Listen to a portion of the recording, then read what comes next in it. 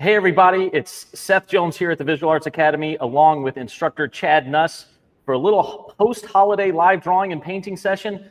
And boy, do we have some really fun stuff to talk about and to do today. Chad's changed it up a little bit today. I'm going to let him tell you what all he's working on. I'm going to continue to work on my oil painting of a portrait here. I'm working on the grisaille, getting pretty close, Chad. I think I'm about 60-70% on the way here on this grisaille.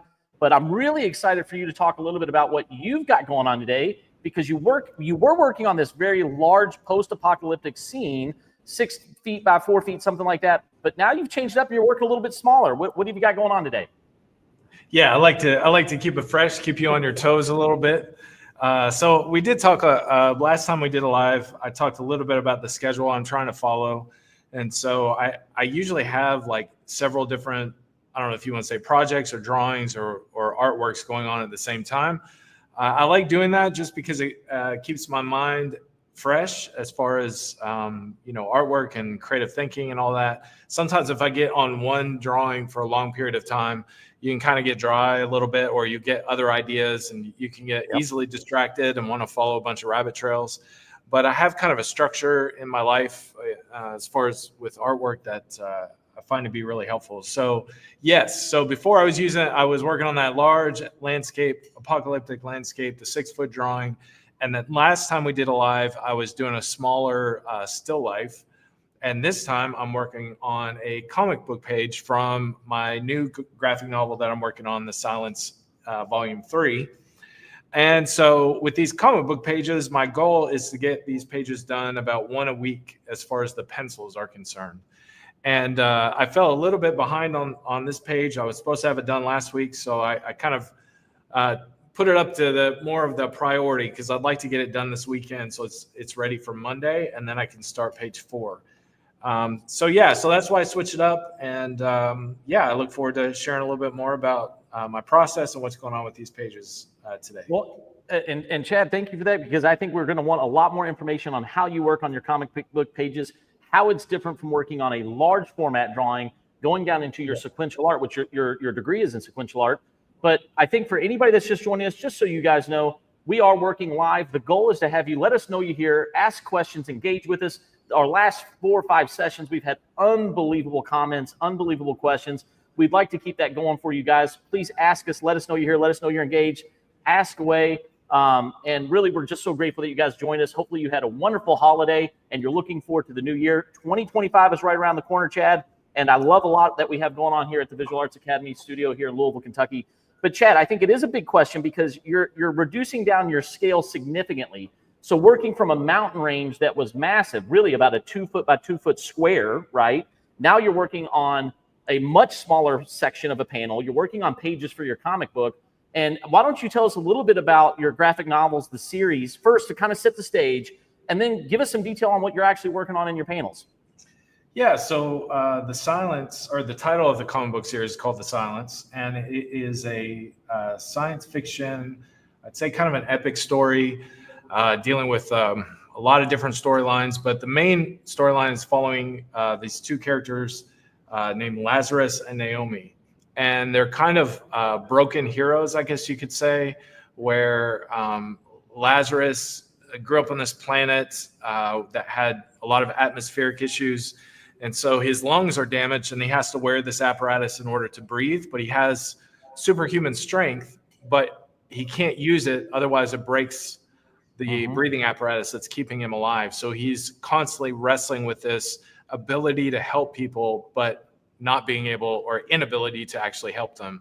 And then Naomi is blind, but she can see holographically around herself, and she can make items holographically become real. And her ability to be able to do that was because of some treatments that she was giving that she doesn't know, but finds out later are actually killing her. So both of these main characters have almost a death sentence on them, and they're trying to figure out life underneath this curse of death. And so there's a lot of philosophy, a lot of theology in the story. And and so it's set in a sci-fi universe. I really love science fiction for that reason, that, you really can get into a lot of really good philosophical, discussions or whatever in the story. So That's a general overview. There's a lot more to it, but I'm working on page 3 right now. I'll zoom out a little bit so you can kind of see what we've got here. So this is, and let me just kind of move it around a bit. This is a very large room. This is what you would call a splash page, and it is kind of a medical facility. And so these kind of look like cars or spaceships, but they're not. They're actually floating hospital beds. You have some here, and then this large open space. And then towards the back, these are silhouetted forms of the doctors and the androids. And then this is Lazarus right here, who had just gotten some surgery. In the previous page, you see that. And then in the back here is just the environment of the medical facility. So I'm going to be drawing in some more beds and some more patients and some just I'm trying to make this room pretty expansive. I'm trying to work on this atmosphere so you get this sense of like this is a very large facility, a lot going on here. And so right now specifically I'm working on is this little section right around these main characters, just putting in the background. Well, one of the things that I think is so interesting is your style of your comics, right? You know, we talked a lot. If you guys missed our last session, go and take a listen. It was really great on art history and art influences, talking about, you know, everything from realism all the way into, you know, impressionist, post-impressionist, and even some, you know, performance piece art. We talked a lot about that. But you're so heavily influenced from different types of art, but your pencils for these graphic novels are incredibly tight. You have a unique style when it comes to this. It's very graphic. It's a lot in a similar vein of what you see in DC and Marvel, but yet it has a unique flow to it. What do you think has influenced you mostly for your graphic novels and this specific style of drawing? Because when you see these ink guys, and by the way, you can come and purchase these here at the Louisville, our Louisville location at the Visual Arts Academy Studio. You can also purchase them online. Take a look, read them. They're absolutely amazing. But Chad, I guess my big question is your pencils are so incredibly tight. Do you like being that tight, or do you prefer to start out a little bit loose? What is your method of working when you're doing your comic book pages? Yeah, so I usually start with a thumbnail idea, and so this whole book I've laid out in tiny thumbnails. And so if you don't know what a thumbnail is, it's what it sounds like. It's a tiny drawing, so it'd be about 1 inch or 2 inch by 1 inch, so just a very small drawing. And what you're doing is just laying out the page. So you're going to put in basic forms and shapes. So if you see a figure, it'll probably just be a stick figure, or it'll be just the outline of the form. You'll just put in kind of your most basic marks to indicate a background or some of the more important elements in there. Sometimes you'll put in a little bit of shading if you want to indicate the drama of that particular panel. And so I start with that, and then I move into these larger pages. So this is on a traditional comic book page, which is a Bristol board or Bristol paper. It's 11 by 17, and this is a balloon line. So it's got a blue line around it that doesn't reproduce, but gives you a guideline for putting in panels, straight lines, things like that. And so I go from the thumbnail, then I go to the larger, and I usually start out very loose. So I'll put in figures will be very gestural, background will be very gestural. It'll look like a lot of scratch marks, a lot of scribbles. And then from there, just start tightening it and refining it until you get what you're looking for, what you're intending. So do you prefer to work large, or do you prefer to work on that 11 by 17 size? I think I prefer to work large. And so the large drawings didn't really start until this past year. And I really love working that size, partly because, you know, whenever you go into like a museum or a gallery or something like that, there's just something about standing in front of a large artwork. I agree. That you feel a part of it. You feel like you can almost like step into it, or it just surrounds you. There's just that visceral kind of emotional connection that you can get with an artwork. Now, you can get that with smaller forms of artwork. And there's something to be said about these smaller formats and lots of detail that can be incredibly engaging as well. But I do like standing in front of a large artwork personally. Well, thank you guys, everybody that's joining us. Thank you guys. We see that we've got Wyatt on here. We've got Haven Sopery. We've got a whole bunch of individuals kind of paying attention and watching. Guys, let us know you're here. Ask us some questions. As we talk through with Chad's new drawing on his page 3 of his 3rd graphic novel in the series, it's really interesting, I think, to get to see the process, Chad, right? Like seeing you kind of work through this. And what I think is amazing is when you come into the academy here, almost every single time you come in, you immediately walk over to the library, you grab a book, and typically it's one of the penciled versions that, you know, DC or Marvel has released of their graphic novels, and you immediately start diving in and almost kind of studying it. Do you pull a lot of reference from that, or is that just motivation, inspiration? You know, because I think it's wonderful that you're so eager to kind of go and look and see what the other artists are doing, other masters are doing. But is it inspirational, or do you take nuggets from it? I definitely take nuggets from it. So I'll see how, you know, particular artist is doing a background. I'll look at, you know, how they're doing buildings, how they're doing rocks, how they're doing even some shading. Shading, especially because with comic book art, you're typically thinking, especially old school traditional pen and ink drawing, you're typically thinking in black and white, and so you'll use cross hatching or hatching to indicate kind of middle ground. Now today, a lot of comic books are made digitally and use color Right. to their advantage in that sense. But I'm always trying to think of how can I indicate, or how can I represent or create something that has some gradation in it with just flat ink.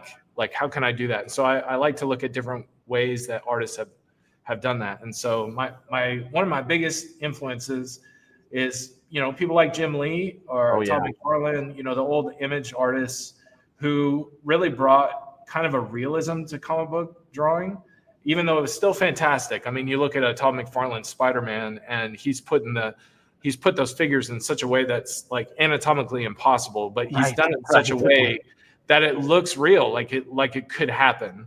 And so I'm very interested in that. And then, you know, with someone like Jim Lee, who can, you know, draw these fantastic figures in such a way that they look so real and so detailed and highly refined, and like his understanding of anatomy is just incredible to be able to do some of the things he does with comic book figures. And so I just look at their composition. I look at the way I try to look at things that people don't normally look at, that we kind of gloss over. Things like I said before, rocks, backgrounds, lighting, shading, those kind of things, just to get some nuggets for maybe something that I'm working on. Well, I think it's interesting you said that, because it's funny. It's I have quite a few friends that are in the film industry and either independent film or even out in Hollywood. And it's funny because we used to do film sessions, right? We would go and watch a movie, like, you know, for the Academy or something like that. And your approach when you watch it, when you're so close to that, the making process, right? The creating process, you almost don't watch it the same anymore. You know, like, you know, I know that there are composers and musicians friends where they go and listen to a musical score, or they go see a movie, they hear it and experience it completely different, right? Or a lot of my cinematographer friends, when they go and work or see a movie, they're looking at camera angles and things of that nature. That's no different for us when we see artwork, right? That's no different than when you look at a graphic novel or read a book. Yes, you can still enjoy it, guys. That's not what we're saying. You still get to experience it, but you almost experience it more in a visceral way, right? More of a, I don't know, you're kind of picking it apart. You're looking at nuance. You're looking at detail. And then I think for me, I'm still looking at these things, trying to pull nuggets out so that I can improve, because it is a great way to be able to be exposed to so much artwork. And again, you know, I've said it before and I'll say it again, there's so much out there that you can consume. There's no excuse not to be able to digest as much and put it back into your repertoire, put it back into your toolbox. So I love it. I love it when students come in. I love it when you come in and go into the library here at the Visual Arts Academy studio and just digest graphic novels, comic books, art books. We have a whole plethora for influence and for inspiration, and it makes me incredibly excited. And I love seeing it when you do it.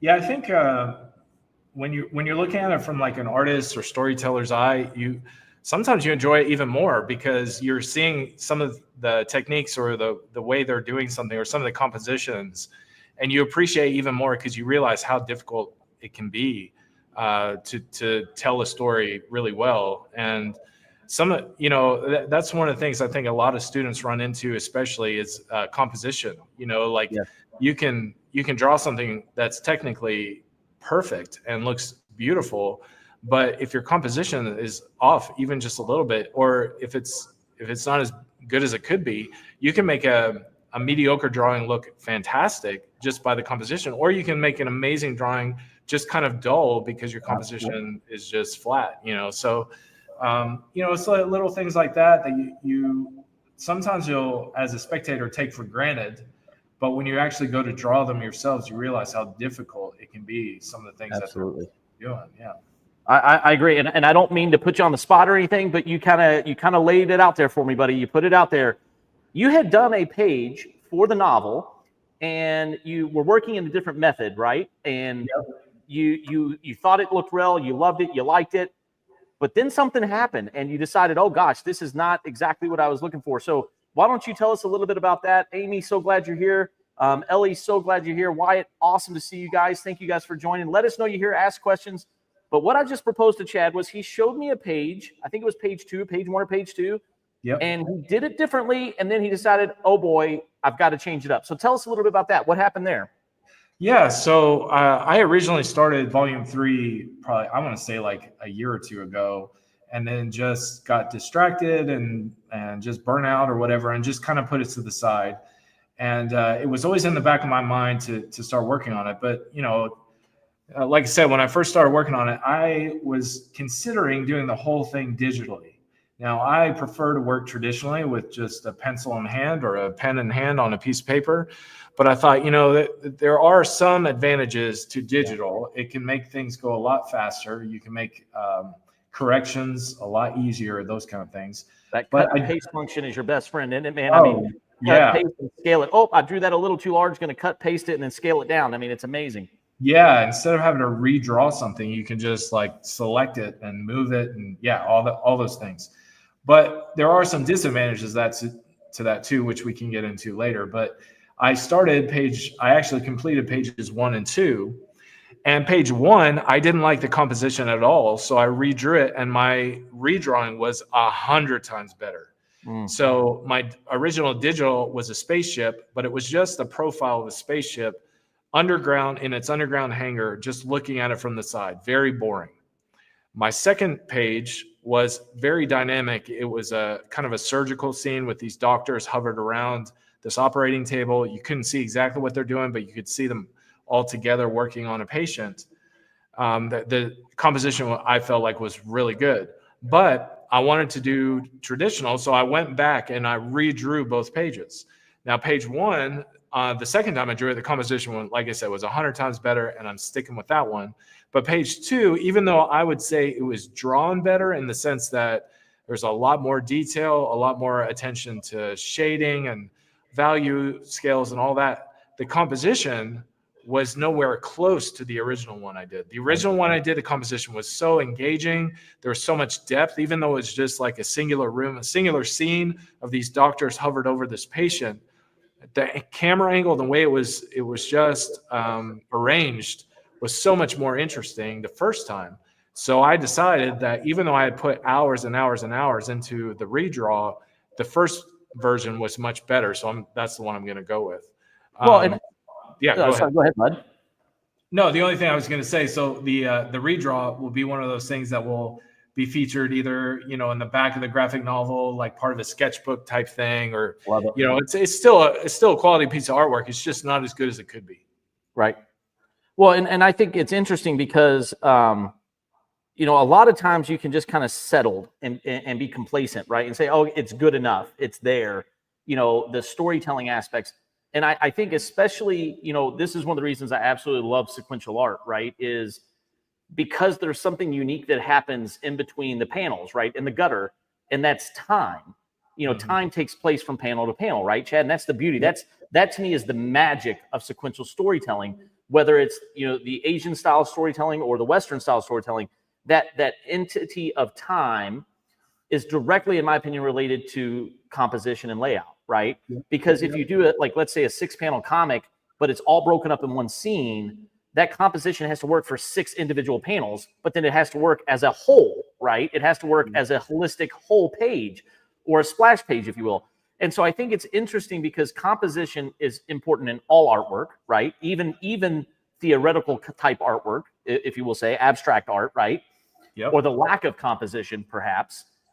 But in sequential art, composition is massive because it moves your eye from panel to panel.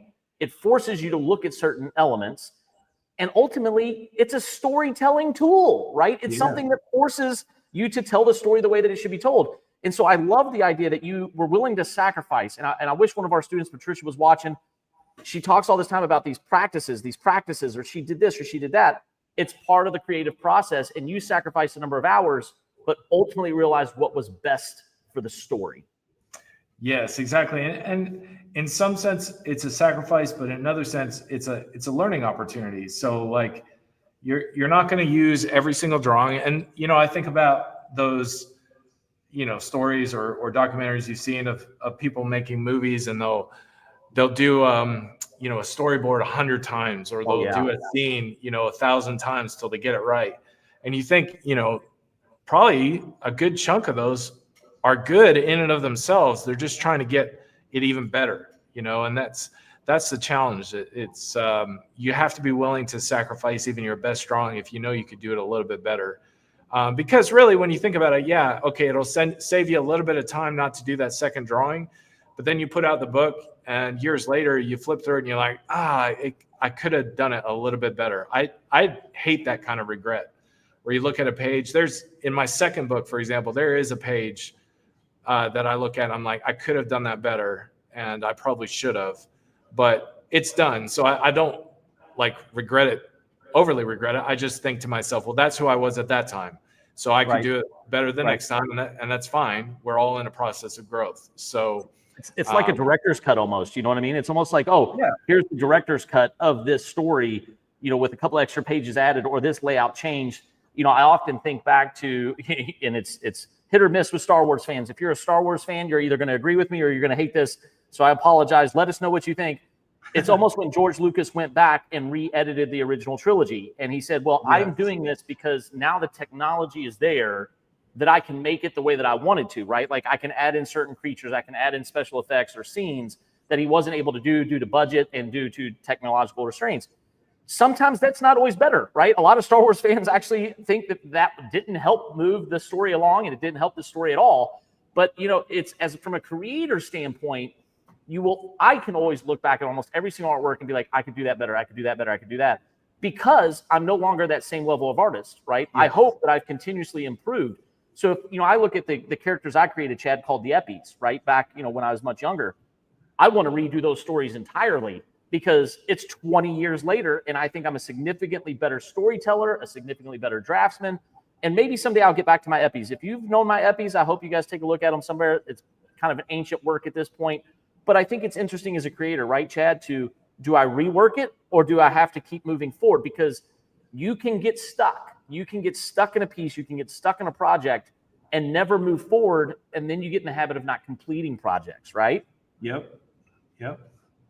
Yeah, that's exactly right. I mean, I know a lot of, especially younger artists throughout the years who, you know, they'll work on something and it doesn't work out exactly, and they'll just want to trash it, or they'll just like give up or whatever. And you have to remind yourself that, okay, it wasn't exactly the way you wanted it. That's fine.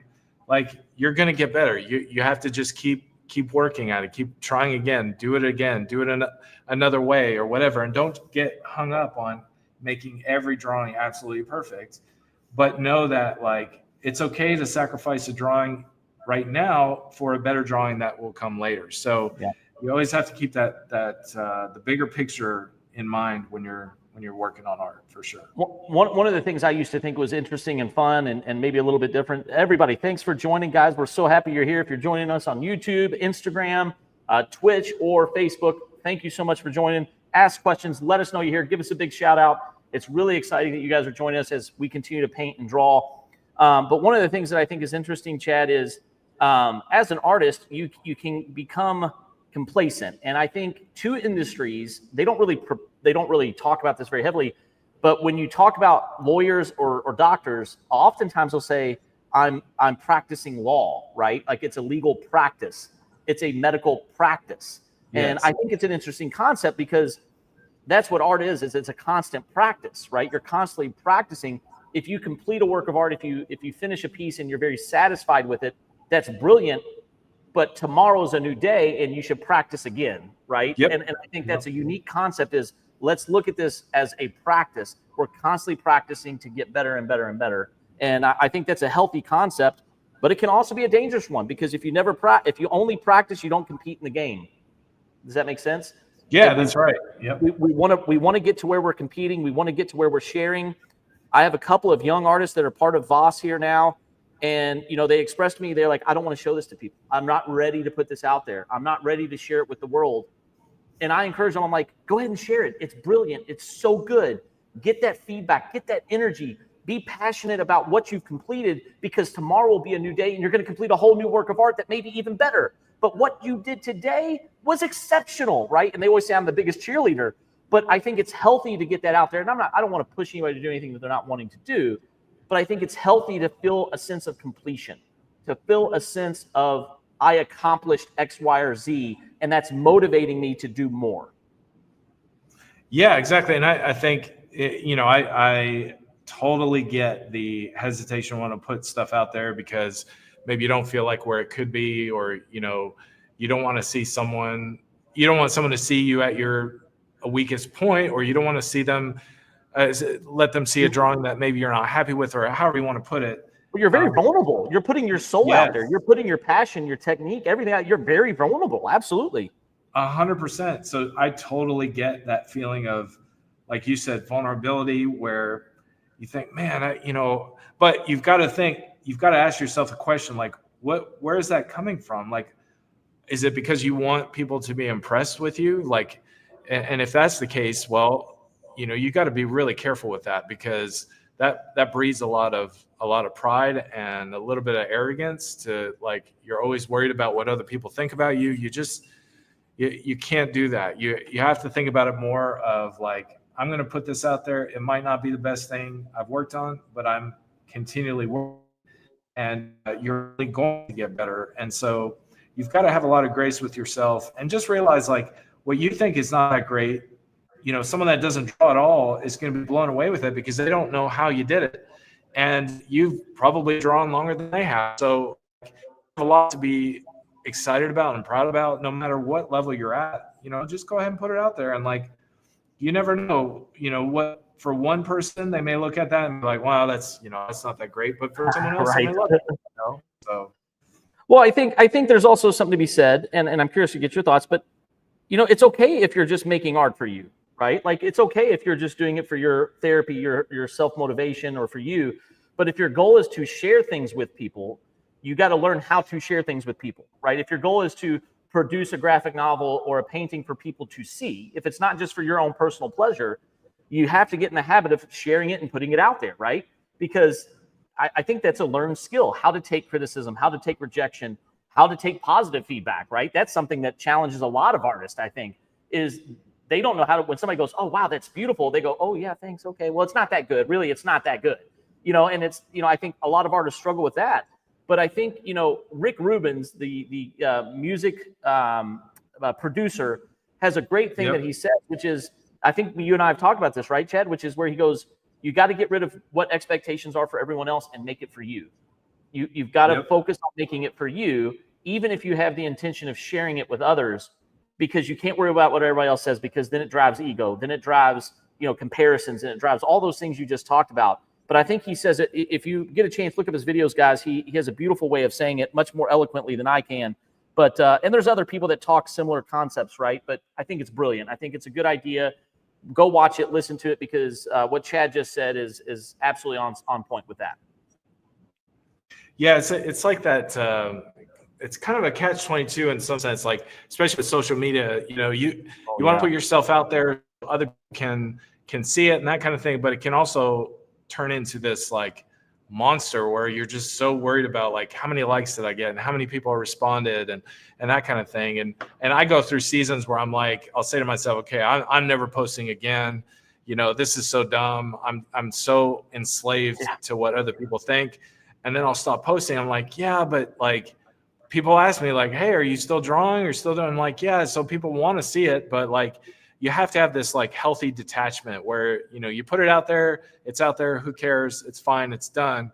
But you have to have, like, a healthy sense of self where you're not relying on those likes. You're not relying on those responses. You're just doing it for yourself. And it's interesting. It's like one of those kind of paradoxes where, you often hear this for younger people when they're trying to find, like, a girlfriend or boyfriend or a wife or a husband or whatever.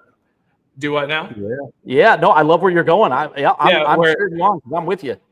Yeah, where people are always like, they're trying to look, and then as soon as they say, you know what, I'm done, I'm not going to look anymore, I'm just going to live my life, and then all of a sudden the person shows up, because you're not so focused on finding that person, you can actually go be yourself, and that's the thing that attracts the other person to you.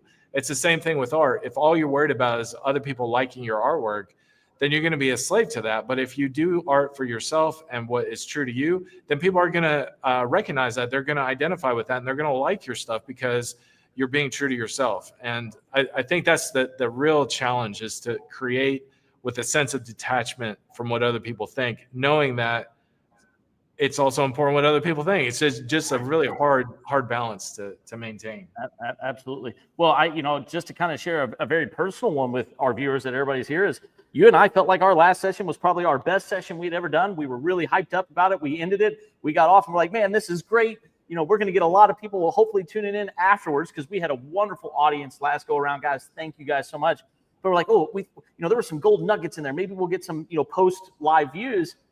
And then we talked to each other the next day, and we're like, well, that's like one of the lowest view counts we've got, Yeah. And so it's one of those things. But what I love about it was our energy did not change, right? And guys, I want you guys to think about that too, is even if you complete a piece of artwork that maybe wasn't received as well, you can't let that defeat you. You can't let that be something that goes, oh gosh, I guess I'm not that good. I guess I'm not progressing. You can't let that dictate your sense of self-worth about your product or about your creativity or about your work, because that will deject you, and it'll change the way that you approach your stuff.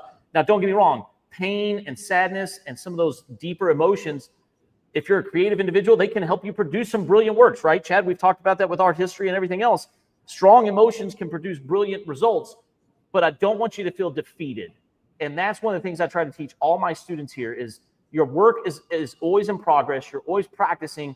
Don't let that negative feedback, low view counts, low like counts, or whatever it is, don't let that defeat you, because you don't know how close you are to affecting somebody positively. And that's ultimately what I think one of our goals is, right? Is helping influence people in a very positive way. And you never know when that's going to happen. It could be that one view, that one click, that one like that makes an influence or an impact on people. And I want everybody to remember that, because that's what changes the world. That's what makes a difference. It doesn't have to be 10 million views.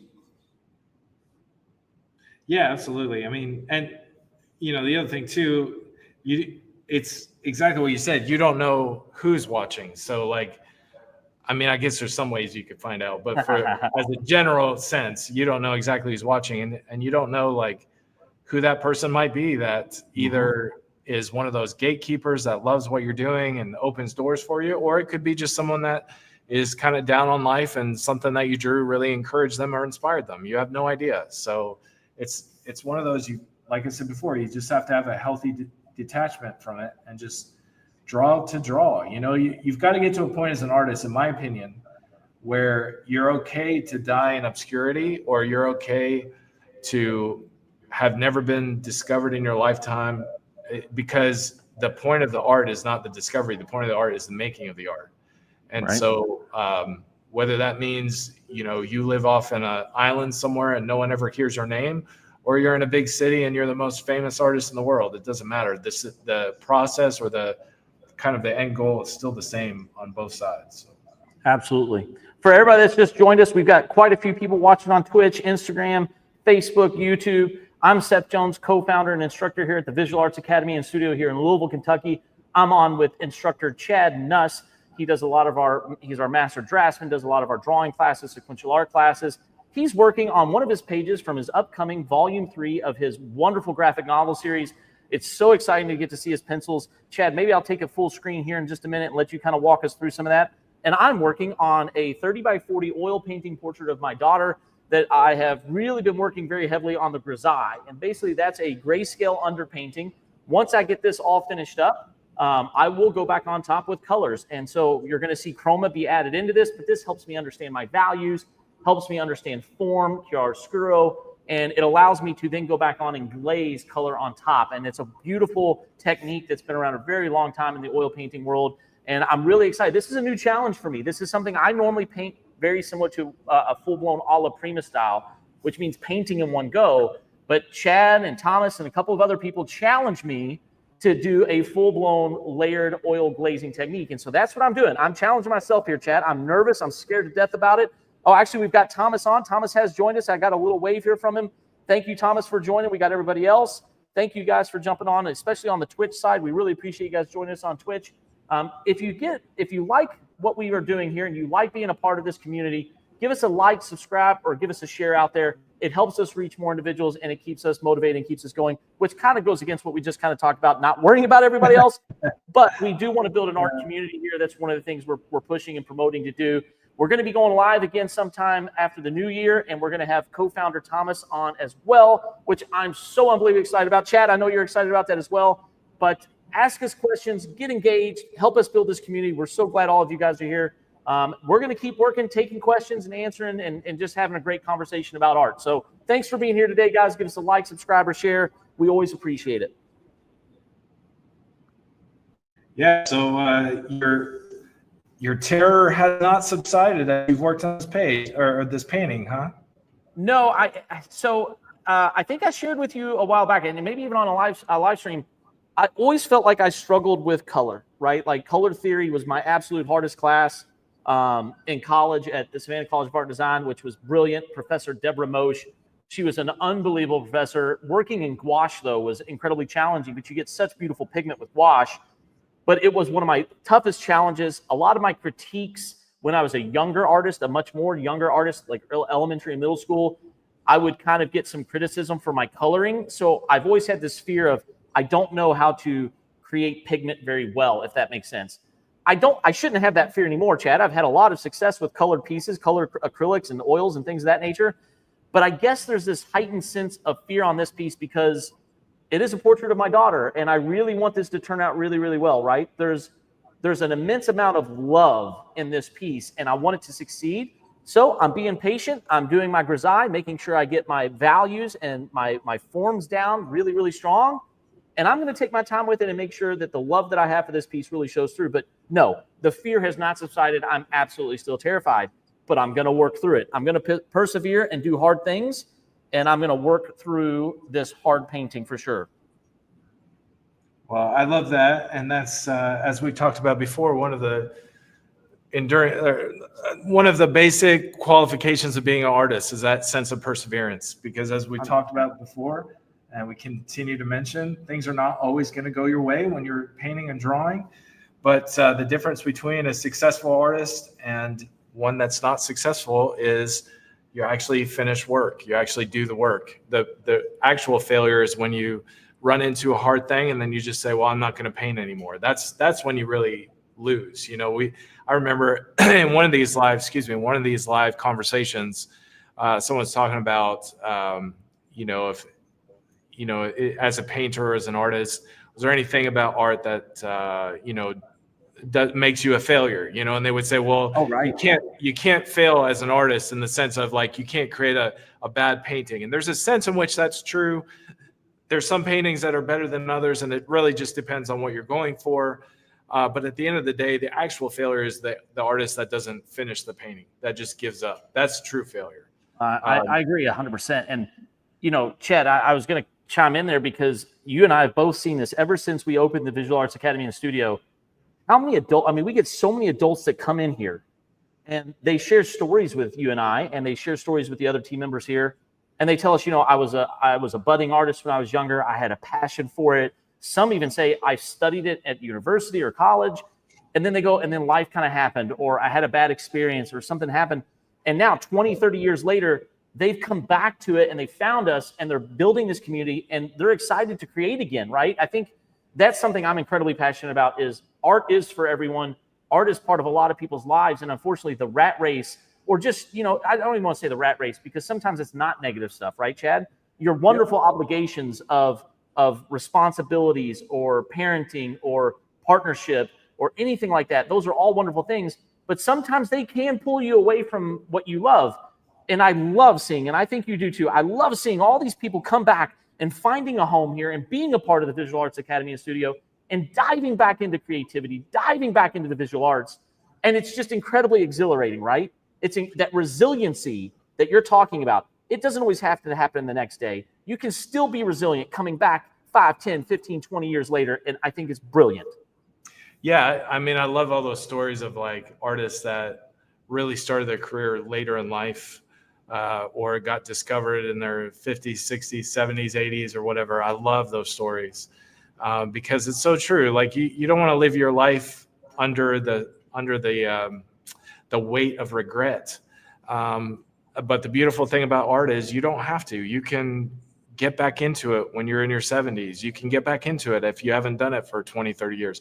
I mean, even in my own life, there were phases 8, 9, 10 years or more where I just didn't draw for a while. And then it would come back. And now I'm in a season where I'm drawing every day, several hours a day. And so, it's a beautiful thing that you can always have that chance to come back and rejuvenate that passion that you used to have and get back into it. It's never too late. And one of the things I love is now you're sharing this passion with your children, right? I mean, you have artists. Your children are artists. They're brilliant artists. Noah does these amazing drawings that just blow me away, and he works so fast. I mean, he's unbelievably fast.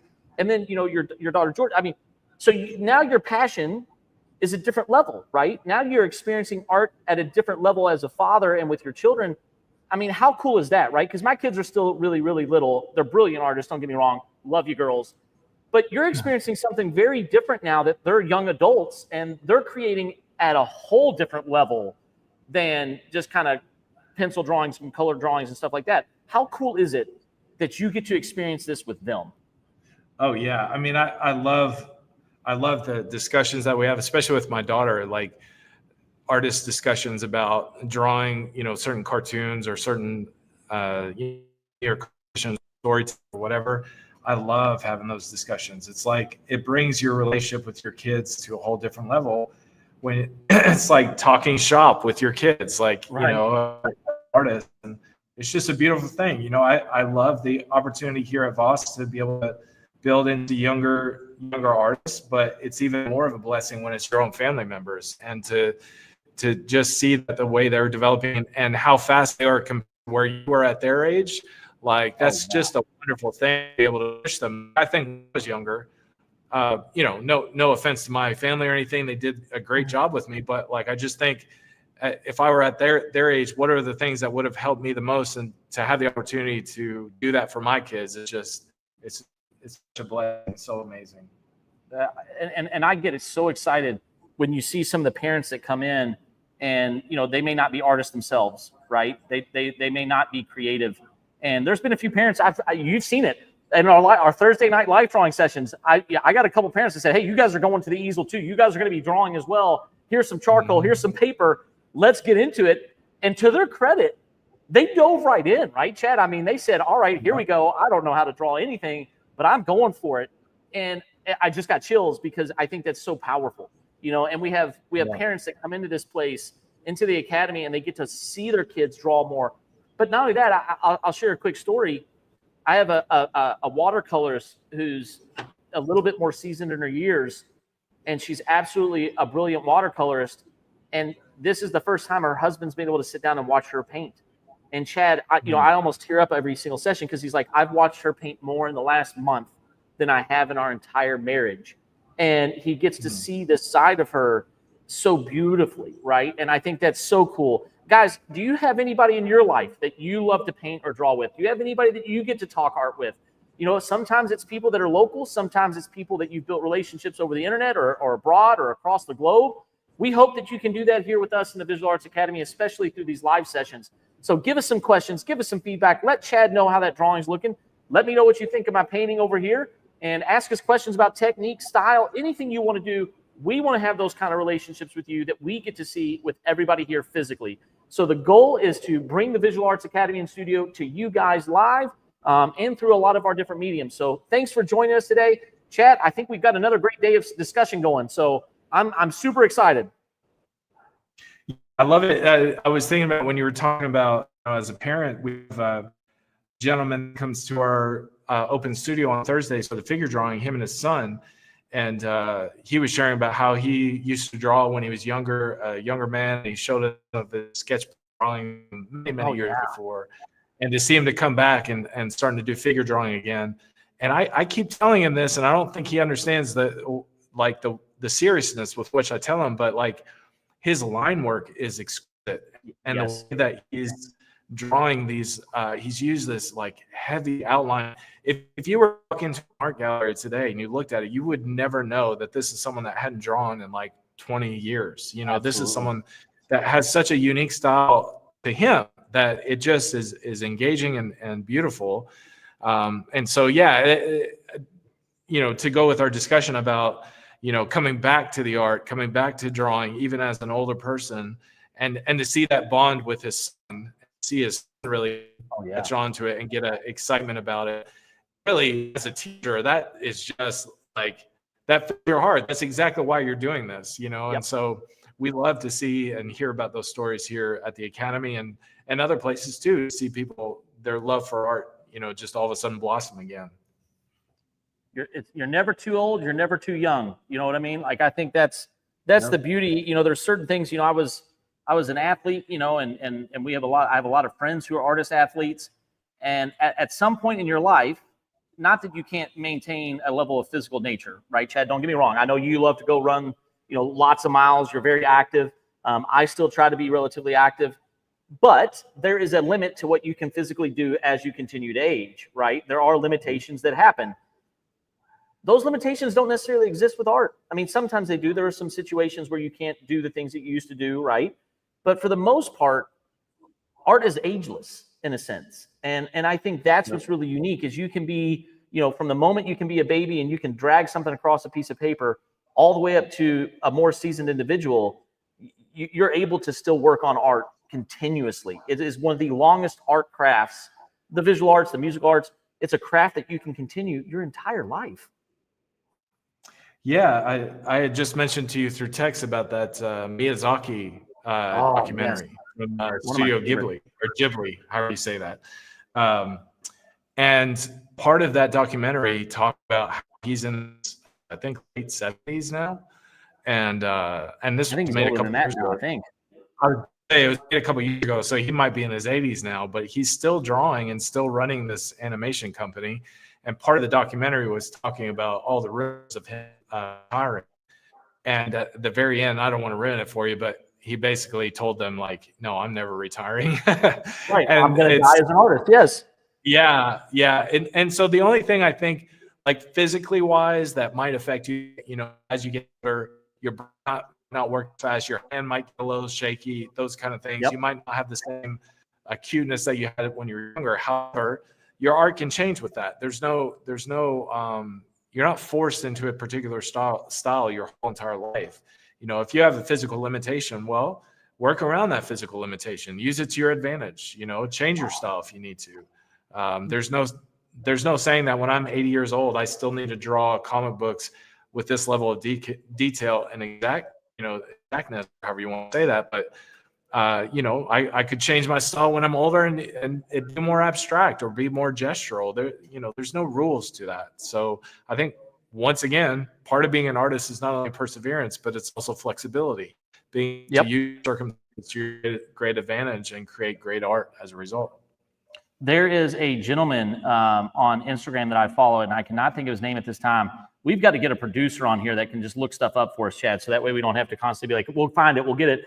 But there's a gentleman, and I don't know what he has. He has a little bit of a shaky hand in his older age, and he does these magnificent seascapes, right? These beautiful stormy seas, these beautiful skies.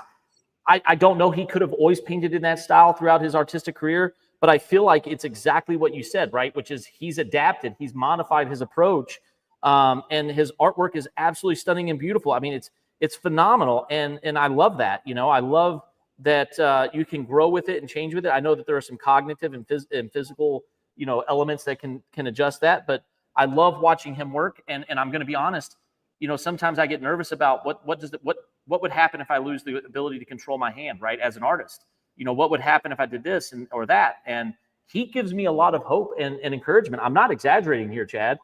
It really brings a lot of joy to watch him work and to see his creative ability, even with him probably changing the way that he can approach his artwork, right? It's incredibly exhilarating to watch. Yeah, absolutely. I think about that often, just the reality of age and you're talking about, like, you know, just physically, it's more challenging. I mean, even with, exercising and things, as you get older, it takes longer to recover. It takes longer for your body to adjust and those kind of things. It's the same with art. As you get older, certain kind of art, it might be more difficult or might take you a little bit longer to think through. I think about my in-laws. My mother is an amazing artist, and she does a lot of like hooking rugs and working with fabric. But she suffers with some arthritis, and sometimes her hands hurt as a result of working with that kind of medium. But she figures out, okay, she either takes more time to complete something, or she'll try a different type of fabric work just so that she can use her hands the right way. So yeah, it's just a matter of like using her circumstances to their best ability, or the best opportunity. You mean it kind of goes back to that word we had used a little bit while ago, persistence and resiliency? It's funny how that works, right? Being resilient as an artist. Yeah, it's amazing how some of those things come back. But I think Laughing Girl would appreciate that. We should have brought that up. I can't believe we didn't. She's one of our viewers. For those of you guys that don't know or weren't watching last time, she works in fabric style artwork, and she was working on a brilliant piece and was hoping to wrap it up. But, we should have had, talked a little bit about what your mother-in-law does, because I forgot that, Chad. I apologize, but I think it's absolutely amazing that we have multiple individuals that are doing some creative stuff. We've got an artist down out of Costa Rica that's doing some amazing fabric work. We posted her link socially last time. Again, Chad and I encourage everyone, go follow artists, right? Build that community, get engaged, find other artists that motivate you, encourage them. A like, a share, a comment doesn't cost you anything, but it's very encouraging for that person. And honestly, build those relationships. Most artists I know, Chad, are always willing to ask or answer questions, right? There are some out there that may be so busy, or they're not able to, or maybe they're not comfortable. But in my experience, most of the times when I've reached out to other artists and I've asked questions about technique or skills or materials, they're always very eager to assist. And I think that's brilliant for that art community. Yeah, for sure. I mean, if someone asks me a question, I consider it a great compliment, because they see value in what I'm doing and want to learn from it. It's the same with, if I find an artist who, I'm looking at what they're doing, I want to not necessarily adopt their style, but maybe there's a certain technique that I could use. I mean, it's a compliment to approach that person and ask them, like, how did you do that? What are you doing with your materials to get that effect or whatever? I do the same thing. I'll get online and I'll see someone maybe drawing a particular way, and I'm trying to figure out how in the world did they get that tone. Or I remember, a couple of months ago, you and I were talking about like cast drawing and looking at some of the ateliers, how they use graphite, and it was driving me crazy, because I was trying to figure out how to use a softer lead without creating that kind of sheen over it, and I'm still struggling with that. But I would watch those atelier videos, some of them reels, I watched them 100 times, just looking at like, what technique are they using? What kind of lead are they using? How are they doing whatever they're doing, So like, you're always in a constant process of developing and changing. And I think it's a compliment to hey, how do you do that? I'm impressed with what you're doing. Anyone would love to hear something like that. I agree entirely. And if you're one of those artists that do get questions, pass it along. Share that knowledge. I always like the idea of being mentors and tutors and cohorts and creativity, right? Like, share that information. Don't be afraid. If somebody asks you, take it, to Chad's point, take it as a great compliment. Be excited, engage with them. It doesn't, I think there's this fear sometimes, Chad, of like, oh, trade secrets, or this is a super rare technique. And sometimes maybe that's the case, right? If you're a commercial artist and this is your livelihood and you don't want to get, okay, I can get that. But if you're wanting to build an artistic community, I think, a lot of times they're going to use that technique or skill set in a very different way than you do. And I don't think it's something that's going to deter, maybe some people are, I hope not. Maybe I'm naive. Maybe I am a little bit, Chad. But I think it's a good thing to be willing to share that information, and that's one of the reasons I think you and I love being instructors here at the Academy. And it's part of the reason we built it. We like sharing those techniques and skills out and seeing how much further our students can go with it, right? They take our instruction, they take the knowledge we give them, and then they have this unbelievable experience of going and doing something maybe that you and I never even dreamt, or Thomas or Zach or Michelle could ever have dreamt of them doing, right? And that's the beauty, is You're giving them a springboard, a launch pad. You're giving them a boost, a leg up, and they take it and they run with it and they just blow us away with what they achieve. And I mean, that's just the most rewarding thing. It's if you haven't experienced that, find something you have a passion about and share your knowledge about it. You will be blown away by the energy you get from it and the joy that you receive from it. And it's just an exhilarating experience in life. And I encourage everybody to find a way to be a mentor, to be a tutor, to just share your knowledge. I think it will be more rewarding than you probably ever knew it could be. And I do challenge everyone to go and do that, experience that. It's a wonderful experience in life. Yeah, I think, there's a difference between asking another artist about a particular technique or, approach they're taking art, and there's a big difference between that and like trying to steal someone else's style or approach.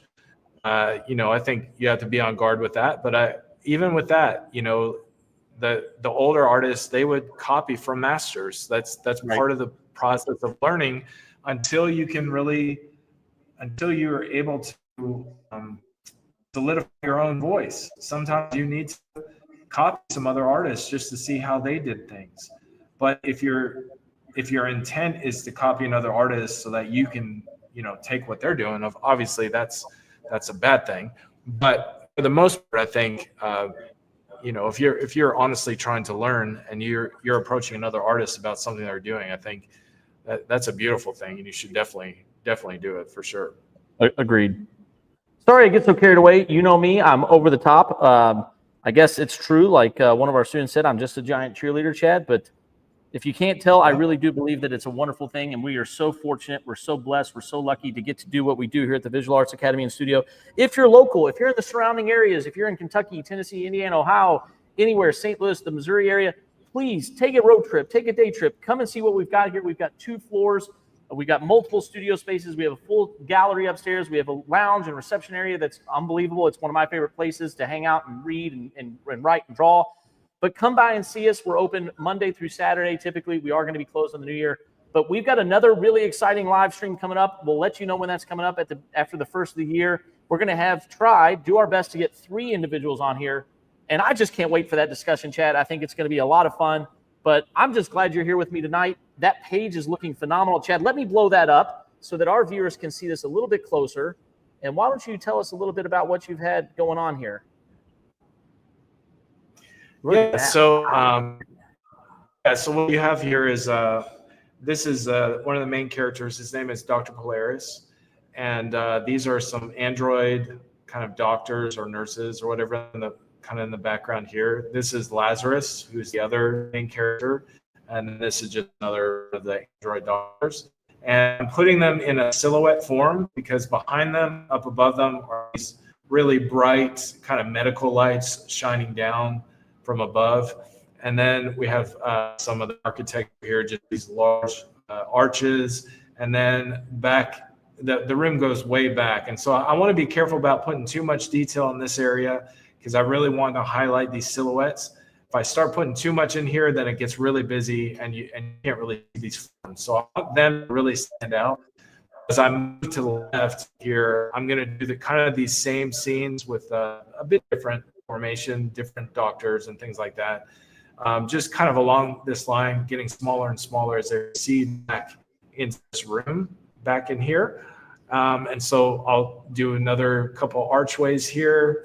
And kind of these little recesses where you have a bed and then some doctors, some dramatic lighting and things like that. If I'll raise the camera just a little bit so you can see kind of a bigger picture of the whole page, and I'll kind of move it around here. So we've got, let me see if we can do that here. Okay. So what we've got, as you can see, here's the top of arched beams to the ceiling. You've got these little, what do you want to say, alcoves or whatever, whereas a hospital bed, some doctors, and you have multiple alcoves kind of going back in the distance.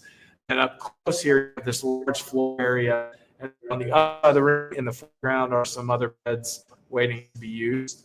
And so the purpose of why I'm doing this, all this area in here, is because I'm trying to use composition to kind of for a good effect. And so I'm putting these figures back in the distance, because I really want you to engage with how big this room is. And the last two the last two pages, these were a little more close, and so I wanted to give more of a variety to your eyes. You're flipping pages. Yeah, so that's kind of an overview of this page. This is a scene where the doctor is giving Lazarus prognosis, his diagnosis or whatever from his operation, and then yeah, go from there on the next pages. Well, I think it's turning out beautifully, Chad. I think it's absolutely amazing. I love getting to watch you draw these. And it's really interesting because I get to see like little snippets while we do these live broadcasts. And then I get to go upstairs and see the final page. And it's like, whoa, that's what you were doing? I had no idea. That's what you were doing. And so it's really neat. It's like a giant reveal for me. And it's a really fun experience. So I really appreciate you being willing to share your process, share all of your artwork with us. I think it's really enjoyable. I personally love it, and I think our viewers like it as well. So thank you for being vulnerable enough to show us as you draw and work through these pages. I think it's a lot of fun, and I really appreciate you being willing to share this with all the Visual Arts Academy and Studios community. Yeah, thank you so much. I'm with you. There is a portion of it where you do get kind of terrified a little bit, because a lot of this scenery that I'm working right here, I'm just kind of making up as I go along. Like, I have a general idea of the room, as you said, I showed you before, with the archways, these little alcoves and things like that. But a lot of the machinery and design for the robots and things, I kind of make up as I'm going along.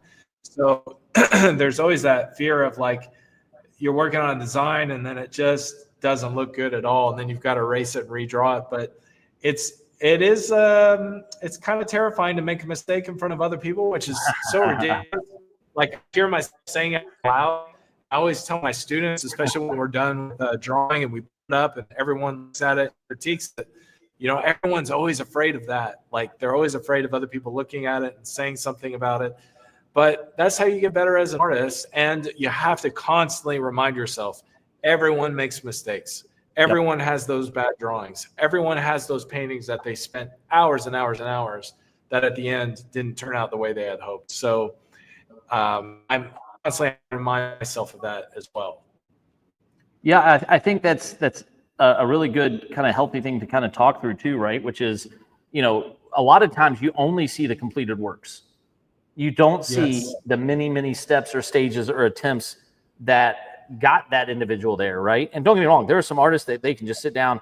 You and I have talked about this before, like, when you watch like a Jim Lee or a Todd McFarlane, and of course they've been doing it for so long, right? But there are people that can just sit down and they throw out amazing artwork very quickly and very fast. But that's okay too, right? Everybody has a different pace. Everybody has a different flow.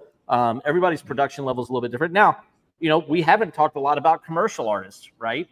There is a certain thing that if you have a deadline, my undergraduate degree from the Savannah College of Art and Design was an illustration. If you're given a deadline or a time frame to complete the work, guess what? You kind of got to hit that deadline, right? Or else you lose that work. But if you're working for yourself, if you're completing projects for yourself, timelines are good because they can help you push to completion, but you don't have to be too worried like a commercial artist, right? I think, what is it? A comic book artist typically has to finish 1 to 2 pages a day. I mean, could you imagine working that fast, Chad? I mean, that's unbelievable. Oh, it's insane. I mean, I've heard some of the stories of, like, comic book artists working 7 days a week, 14 hours a day, not getting a break for like months and months and months. Just for me, that kind of lifestyle is not appealing at all. So I've chosen the life I've chosen, where I have a regular job and then able to do this in my free time, because I like the freedom of being able to take my time on a page. So my goal for me personally is to complete 1 page a week, which is much different than a professional paid or rate, because they're having to put out a book every month. And so if they're doing 20 something pages, then the penciler needs to get it done one a day, because then the inker and the colorists need to follow right behind them. And finish all that work in the month. So I understand the deadlines. So it's just a matter of you deciding, do you want to live under the pressure of that deadline? And you could reap the rewards of fame and fortune, or do you want to go the other route where you're more independent and do it for yourself, but you have the freedom to go at your own pace. So it's just really a decision you have to make, what your goal is in life. And I worked with an amazing art. Well, I didn't work with him. I went to school with an amazing artist who his name is Jarrett Williams, and he was absolutely brilliant. And he worked so fast. He thrived in that environment. You know what I mean? Like it pushed him to levels. I mean, I'm sitting there doing a page of one of my stories, and I think I'm working pretty quick or I'm progressing fast through it. And then all of a sudden he's like, oh, here's 4 pages. I'm like, how in the world? You know, but some people enjoy that. Some people thrive on it. And I think that's good. We need those kind of people, or else we wouldn't get our books. You know what I mean? Like we wouldn't get our monthly graphic novels. There's other, you know, and one of the things that I've talked about, because I was in marketing and advertising for many years, is creativity is relevant in all industries, right? Creativity is utilized in all industries. And my girls have latched on to, like, you know, the cake boss kind of stuff, and the restaurant, the bakers, the creative bakers and sculptors. And I remind them all the time, I'm like, guys, they're artists as well. And they're like, that's right, Dad, they're artists too, you know? But even in the non-traditional industries, creative thinking, visual storytelling, all of these things are beneficial in almost all careers, right, guys? So don't think that you can't be creative if you're not just being an instructor at a studio, or if you're not just a full-time artist. You can be creative. You can create and produce amazing works of art in a lot of fields, not all fields, right? You know, I mean, if you know, there's not creativity in all fields, but you can utilize your gifts and your talents in a lot of unique ways. And I don't want you to forget about that either. Yeah, 100%. It just goes to what your end goal is. You know, if and to your point, like I've worked in restaurants most of my life as my career or my job to pay my bills, and like there is an immense amount of creativity involved. Whether you're, you know, I've worked in fine dining, and that takes a lot of creativity, especially for the head chef who's coming up with new dishes all the time. You know, you're dressing plates, and when you put the food on the plate, not just flopping food on, but there's composition that's involved, and you have to take certain steps. It's like I've done some baking for myself, and there is definitely an art form to that. You know, and it's not just food, it's not just drawing, it's everything. You know, you're sitting on chairs that are designed by artists. You're sitting at tables and eating food that was designed by artists, like artists all around you. And so creativity is involved in almost every aspect of your life. And so you just have to get back to those all questions. What are you doing this for? What is your goal? If it's, you know, fame and fortune, like I said before, that's fine. Some people thrive on that. You know? Or like freelance or comic book art. Like I hated freelance. Some people love it. Some people love like getting a new assignment and having a deadline and having that pressure to push them to produce. I absolutely despised it, so I got away from it. But other people, that's what they thrive on. They love it. Their bread and butter, yeah. Yeah, everyone has a different goal. Everyone has different things to drive them. And there's not like a singular way of being art or being creative, for sure. Well, and we have a lot of those discussions with our students here, right? Because we have a lot of young students or teenagers that are looking at, you know, what's that next stage of life going to be? What do I pursue? Where do I go? And I think it's a, you know, a really good discussion to have, because, you know, what you think, you know, in your early ages, you know, especially when it's in relation to art, right, is it changes dramatically, I think. And I encourage people to just really investigate it, really look into it, dive into it, and reach out to people. You've heard me say this before, Chad, is find people's in those industries and get their take on it, right? Don't just be like, oh, well, I saw this, or I watched that behind the scenes, or this or that. Reach out to people. A lot of people are willing to share their work experiences with you. And I think I could be wrong here, Chad, but I think for a long time in our society, we got away from mentorship. I think a lot of mentorship kind of dissipated and wasn't as prominent as it maybe used to be, you know, historically speaking. I think we're seeing mentorship come back. I think we're seeing a lot of people really coach up others, mentor others, or maybe that's just my wishful thinking or my hopeful thinking, but I'm really excited to see that. So if you're a young individual out there and you're looking to learn about an industry, reach out to somebody, find somebody. There's a famous story about Steve Jobs when he was a young man. He called up the founder of Atari, right? And I think he got his first job there or something along those lines.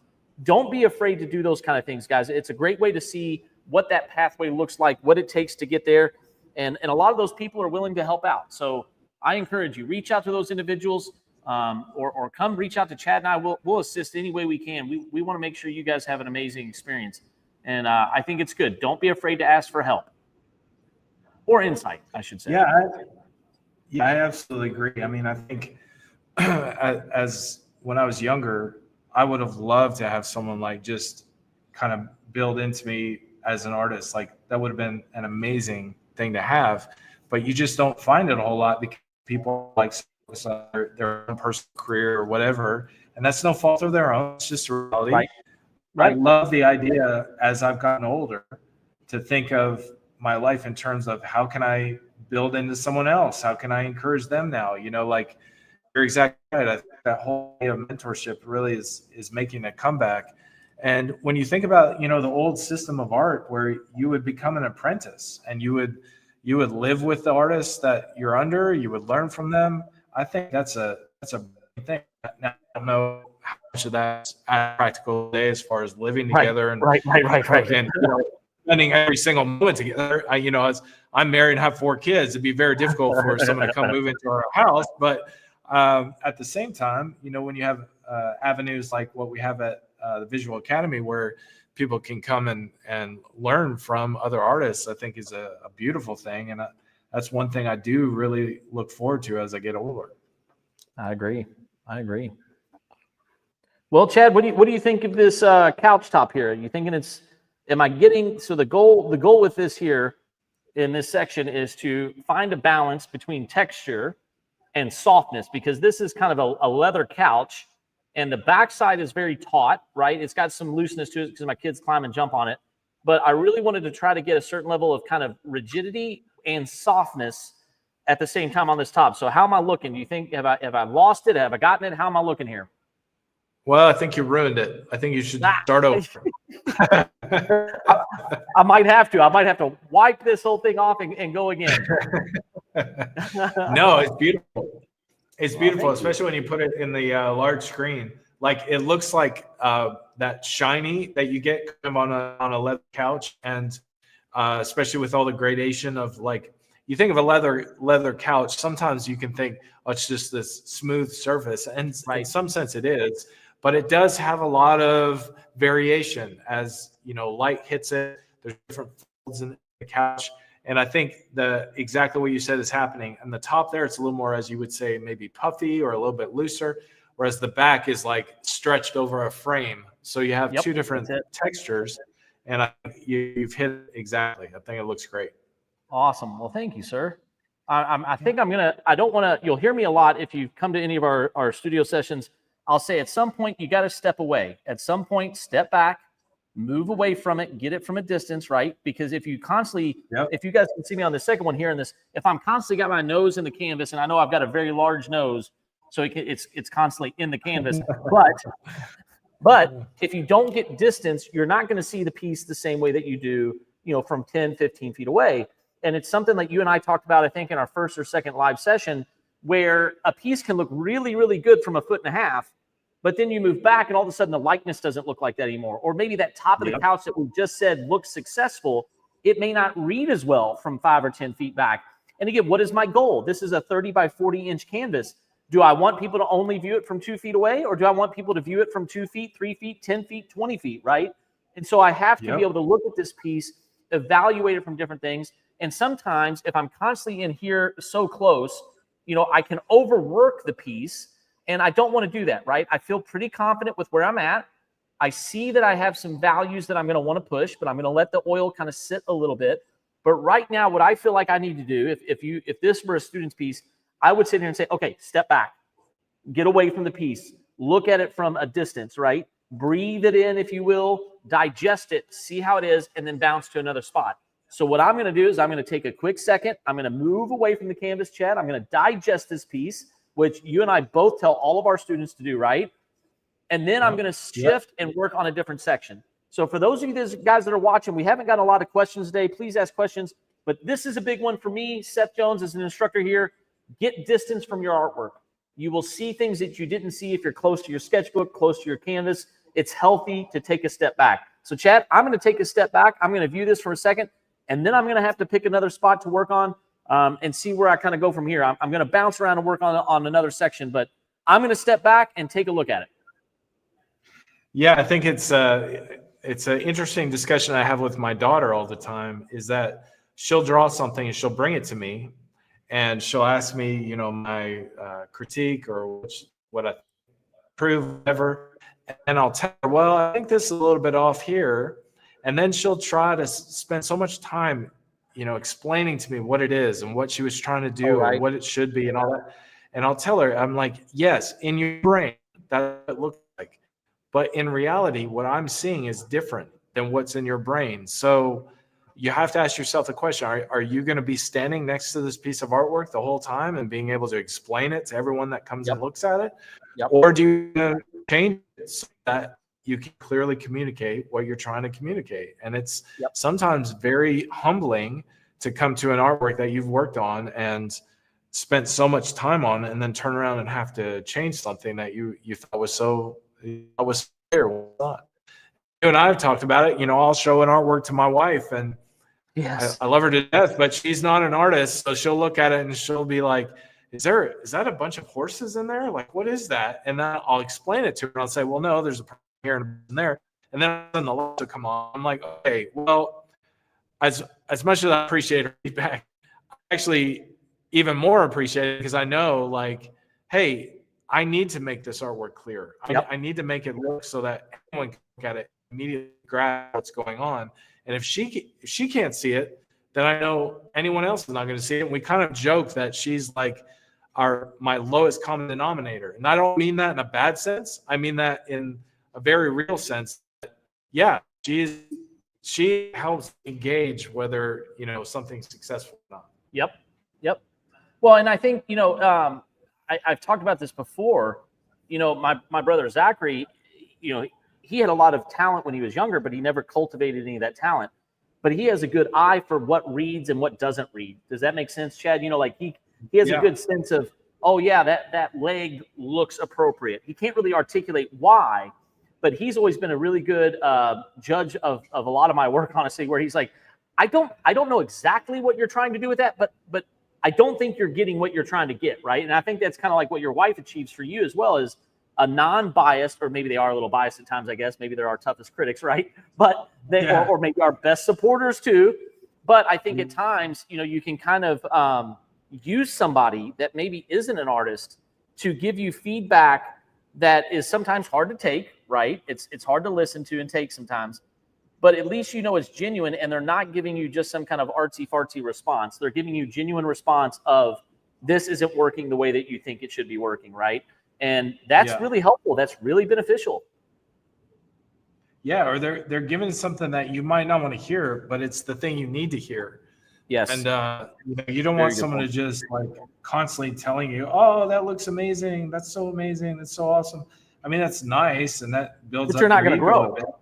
But you're not going to grow. Exactly. You know, that same piece of artwork that your mom is telling you, oh, it's so beautiful, and then you bring it to a seasoned artist and they start trashing it. They're like, what happened here? This person's a jerk. It's not that they're a jerk. It's just that someone has not been kind enough to tell you the truth about something that you're working on, that it's not as clear and as you think it is.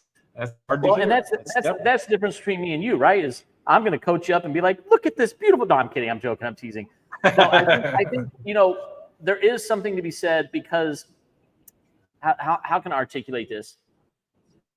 I think some people don't take in consideration how personal art is for a lot of people, a lot of creators. And so when they communicate some critiques, it can often feel like a personal attack to the artist. It can often feel like they're attacking them personally. And, you know, I think it goes both ways. Some of the critiquers aren't considerate of how personal art can be for people, but then sometimes artists take it too personally. And so I think, you know, there's a fine balance between knowing how to communicate criticism. And that was a learned skill. I saw a lot of that at university. You know, Chad, I don't know if you got to experience that or not. I also saw it in a lot of creative art groups. It is a learned skill how to critique appropriately, right? And how to critique effectively so that they can improve, but also still stay motivated, right? And I think that is something that all artists should be a part of. That's why we force a lot of our students to critique each other. That's why we force our students to talk about their artwork, because it is a healthy thing to receive criticism and critiquing, but it's also healthy to receive praise. And I think it's a fine balance. What are your thoughts, Chad?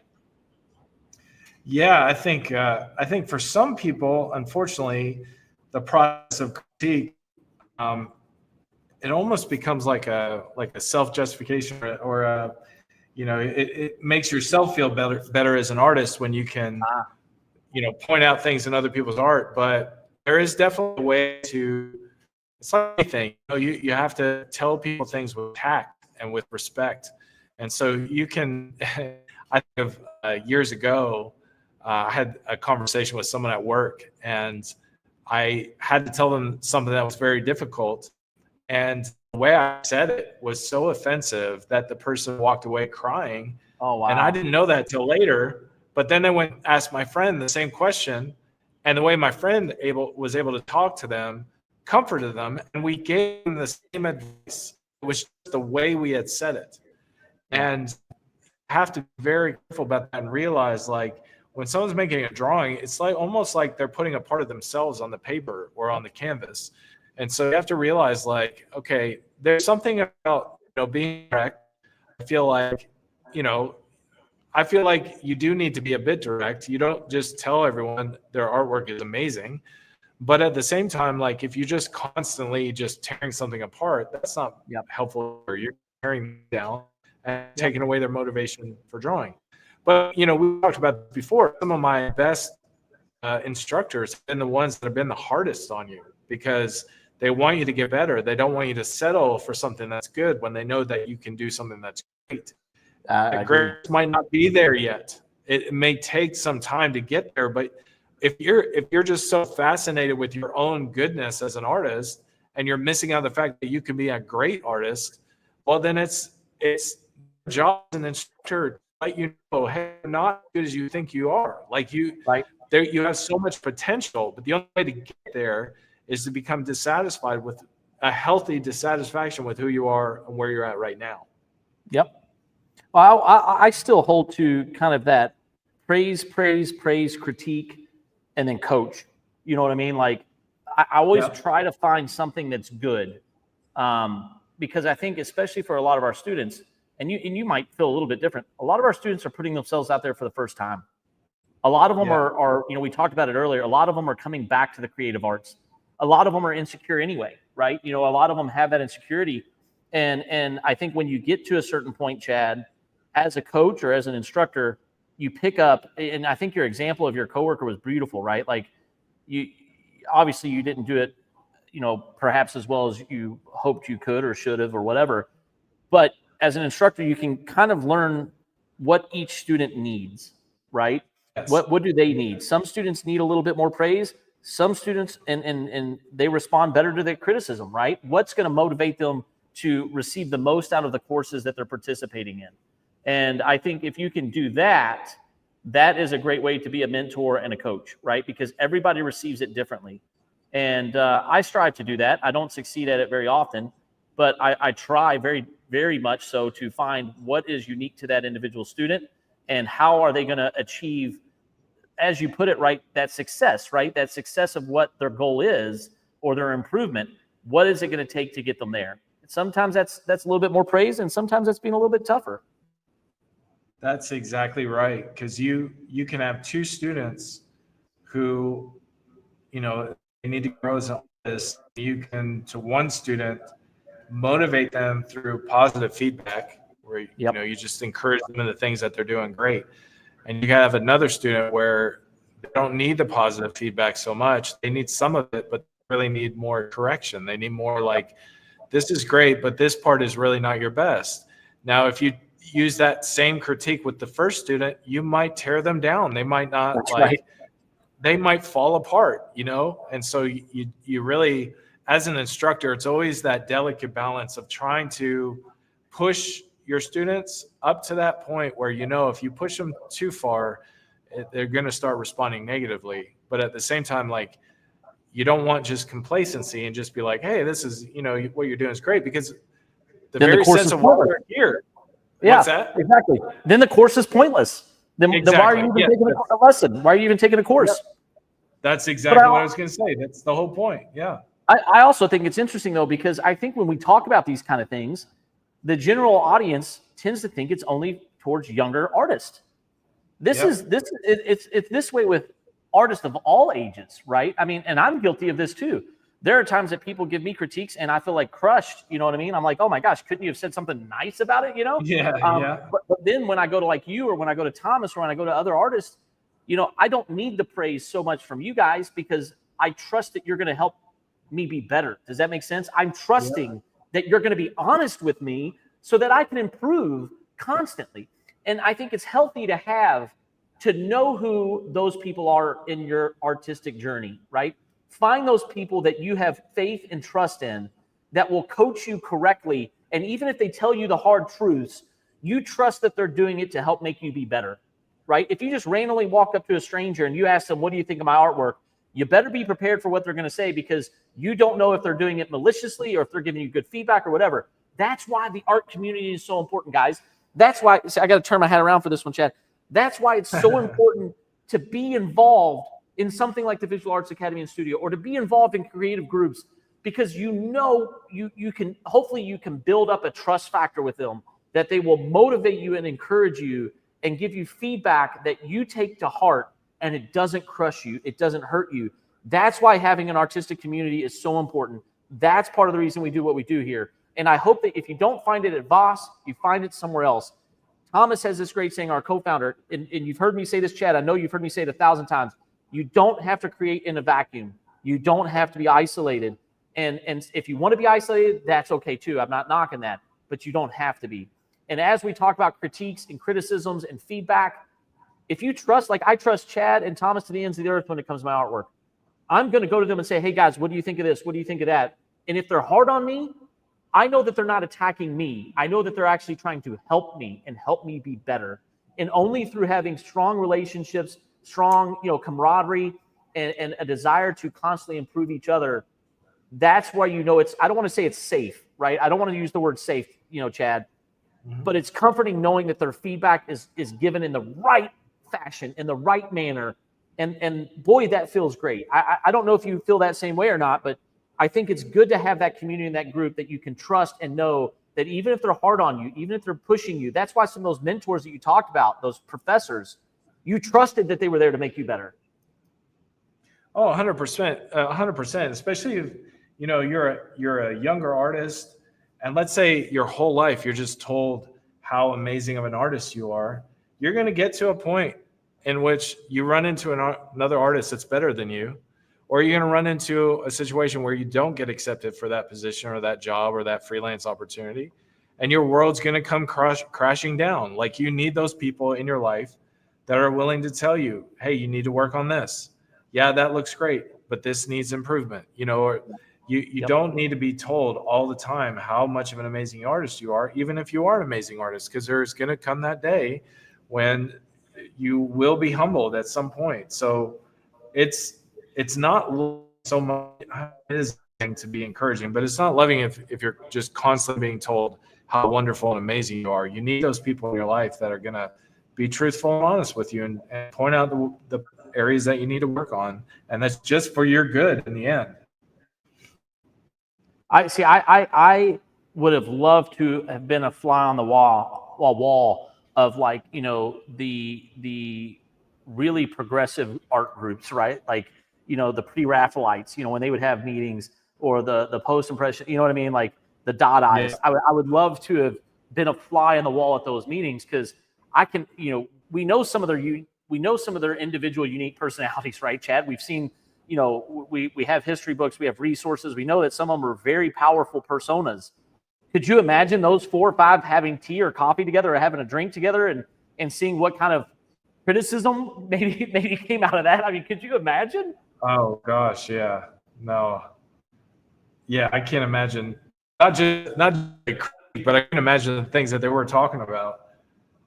Oh yeah, I would have loved to have just been a fly on the wall. But you know what's kind of exciting, Chad, is sometimes I feel like, when we have comments and feedback, and we had some of the other artists that were on here the other day, we're having those kind of sit-down discussions, right? We're getting to have some of those unique experiences and have those feedback like, gosh, I wish you guys could have heard. Go back, do me a favor, go back and watch our last live session. We had a whole discussion on, art theory, art history. We talked a lot about, the death of modern art, or the growth of modern art, if you will. And Chad, I mean, how cool was that discussion? How cool was it that we had people from all over the globe having these conversations about their influences? Not only that, everybody stayed positive about it. Yeah. Even the one, we had one question where it was like, what is your least favorite types of art or whatever? And even with that, we were trying to be very respectful to say, like, there's not a singular, like, right or wrong type of art movement. Everyone just has their preferences. So there are types of movements that are not my preference. There's types of artwork that I like that someone else might not like. It's not about judging in that sense. It's about the discussion of, like, how do you interact with artwork? What is the kind of artwork that moves you versus the artwork that doesn't? And everyone has a different opinion about that, and it's okay. I agree. It was a lot of fun. I encourage you guys, go back, give it a watch, give it a listen. It was an absolute blast, as is tonight. And I think we're going to work for a little bit longer, guys. We're going to keep going on this. Chad, how's that comic page coming? It's good, just experimenting, putting in some of these more silhouettes. I'm trying to.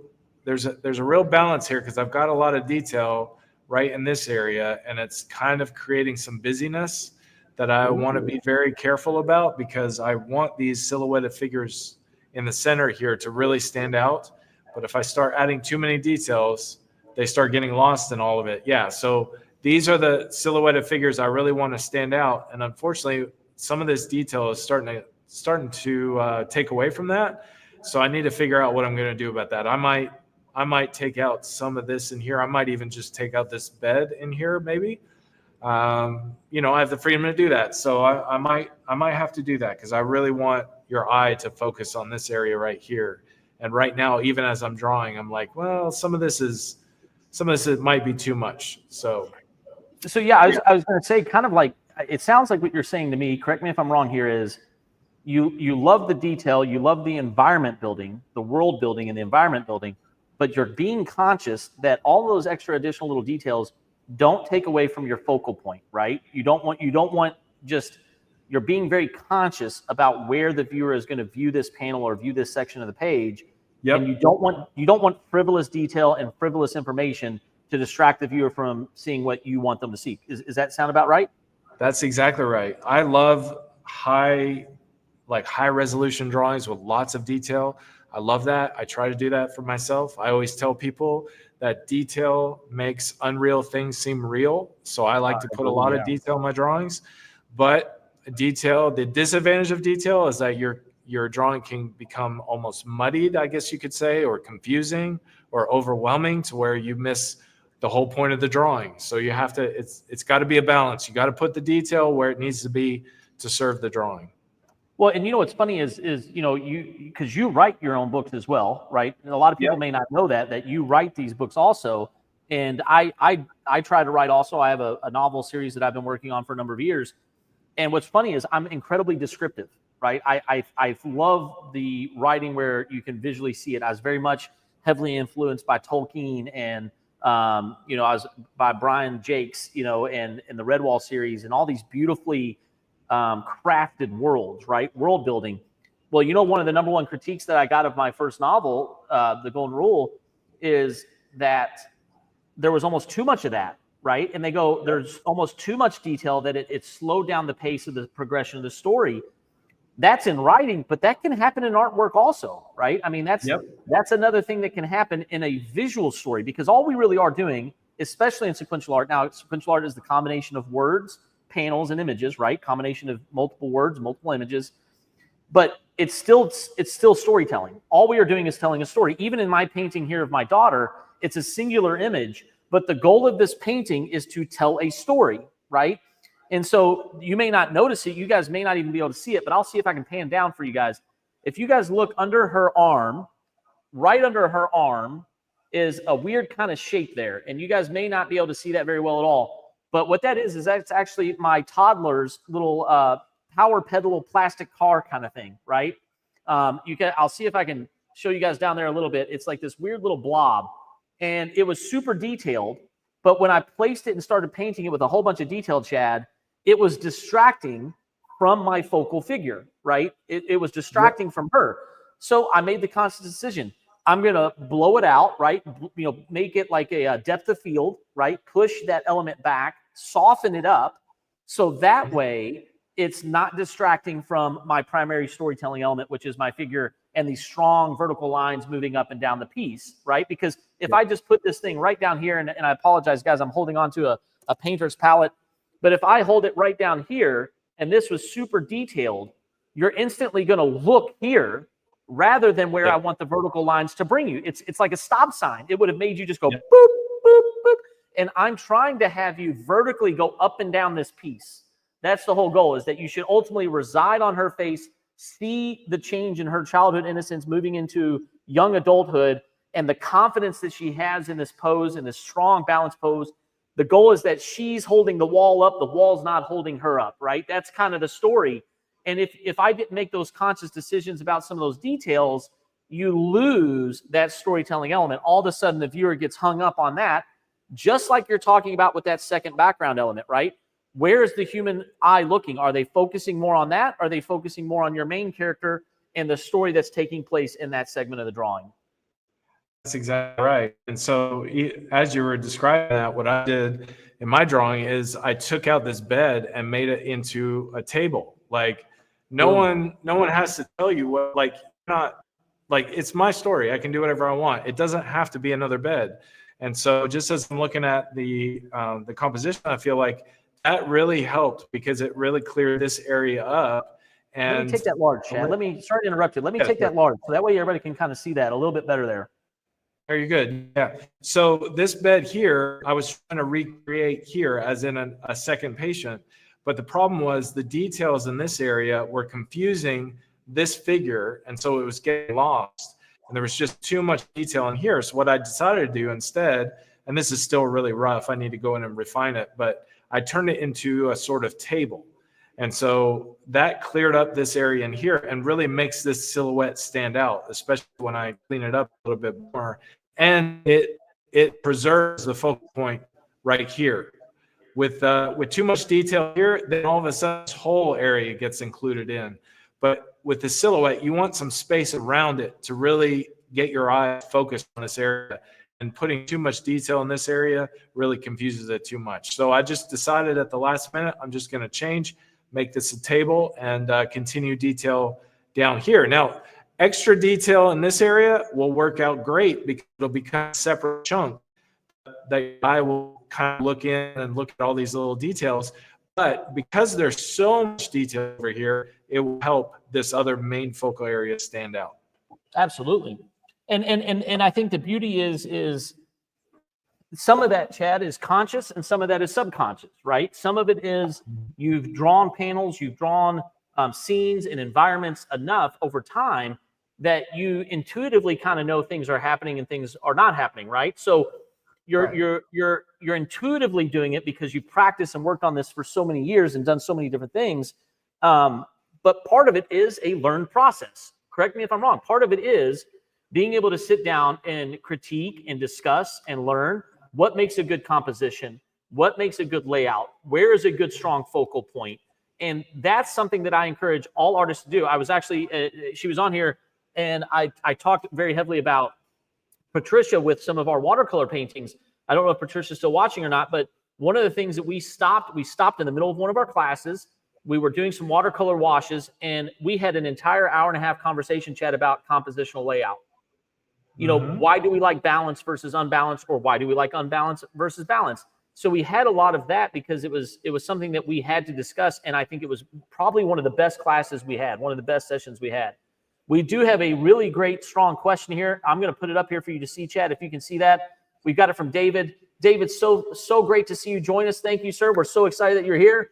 Do you have the whole project laid out in your head or on a storyboard before you start? If so, do you ever stray from that? Sorry for the rookie questions. First off, not rookie questions, really good questions. That's right. And I actually think Chad's going to have a blast explaining this one. So, Chad, I'll let you take it, brother. Yeah, thank you for that question. Don't ever feel like you have a rookie question or a question that's kind of out of left field or something that people are going to look down on or think is dumb. This is a great question because for a lot of people, they look at, someone makes a book or something and they think to themselves, how in the world and make a project like that?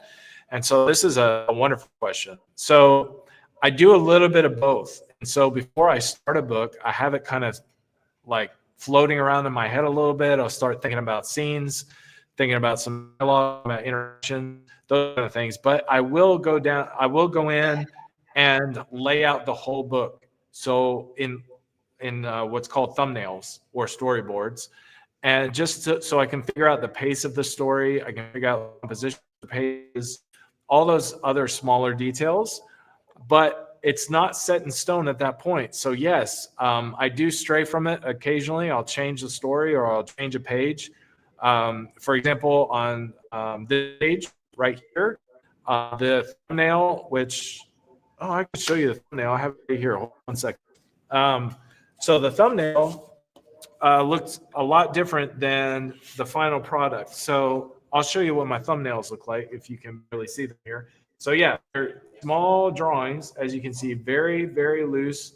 You see they're basically just stick figures, forms, just enough to get the indication of what's going on in the page, right? And so I've got 2 pages of these, so I've got 41 storyboards or thumbnails for each page. And so you can get a sense of what each page looks like. So here we're on page 3, and originally what I had was a profile of the patient up close, and then the doctor is kind of standing over the patient. But I realized in this drawing, it was a very similar composition where these 3 doctors were hovered over doing an operation. So I decided when I went to go to draw the actual page that I would change this composition, and now it looks very different. Now it's this.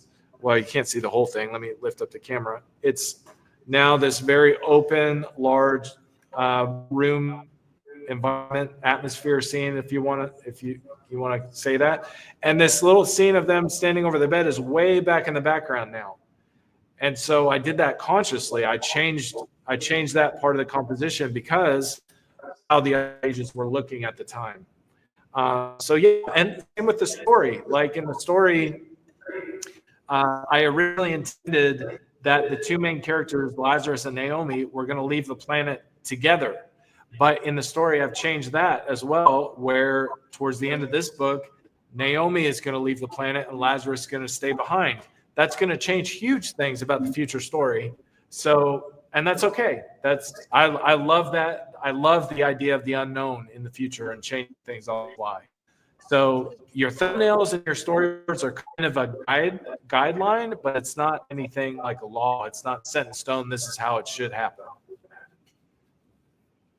It's a very fast, easy way to get the story out, right? It's a great way to see, from a layout and a visual standpoint, what is that story going to look like in its essence, right? Not in its finality, because you're probably going to modify and change as you go. But it's a great way to work through that, to build out plot points, to build out story points, and thumbnails, I think, and I was actually telling one of our students this in this last session, I think storyboards or layouts or concepts are very undervalued lately. I think that they've become, because we've gotten new digital platforms, right? We've created in the movie industry, Chad, we've created what are called animatics, right? But boy, there's no cheaper way to create a story than with just a few sheets of paper and some pencils, right? There's no cheaper way to do it. There's no faster way to do it. And you can modify on the fly. And I think it's an unbelievable skill to be a masterful storyboard artist. Yeah, and there's we talked about it before with the documentary I just watched on Miyazaki and Studio Ghibli or Ghibli. I don't know how you say it. I think it's Ghibli, but either way. I think it's Ghibli. I always thought it was Ghibli, but I think it's Ghibli.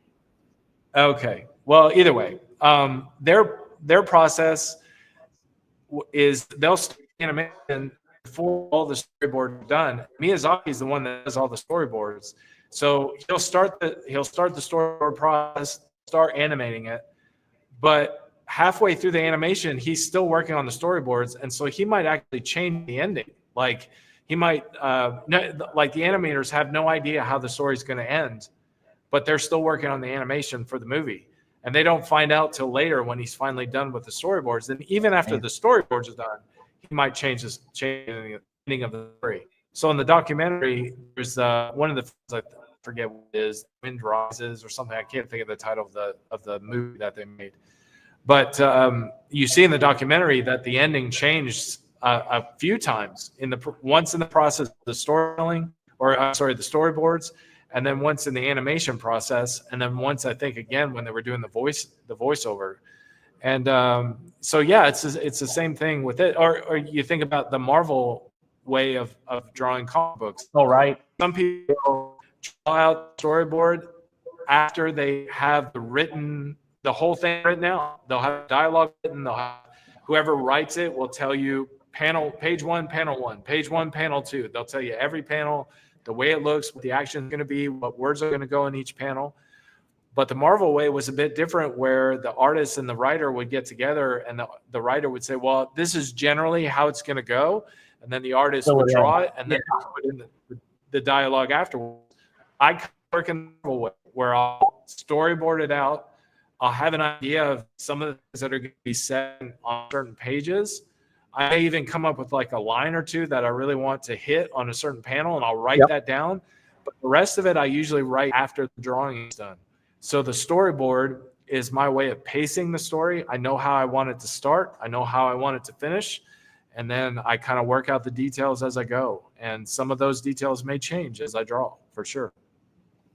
Awesome question, David. Thank you. Thank you. What a wonderful question. I hope that answers it. Chad, I think you did an awesome job answering it. Maybe David will tell us if we didn't, because we are happy to elaborate more. One of my favorite examples, Chad, of that is actually from the behind the scenes of Peter Jackson's Lord of the Rings trilogy. There was a young man who was a masterful storyboard artist, and you got to see exactly how Peter Jackson utilized those storyboards in his storytelling process. And I think it's one of the best examples ever.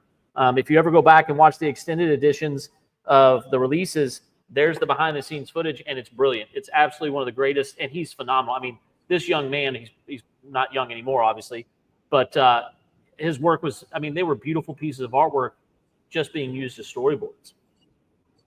Yeah, I'll have to go check that out. I didn't see that, but I was thinking about the Miyazaki storyboards. Like, they were very loose, but he would go in with paint and like watercolors. Oh, wow. Just so you got like a tone of tone and shape of the each scene.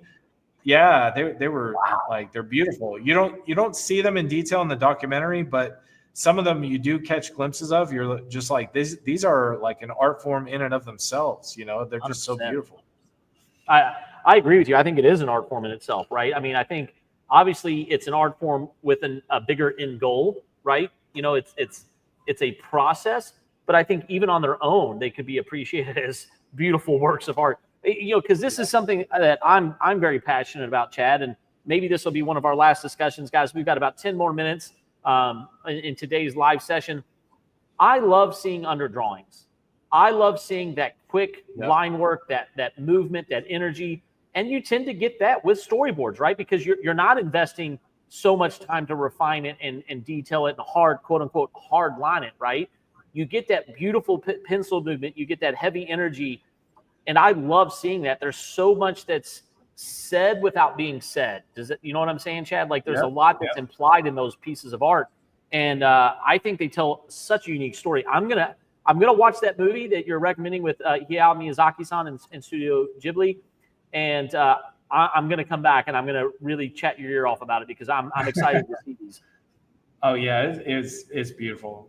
It's a wonderful documentary.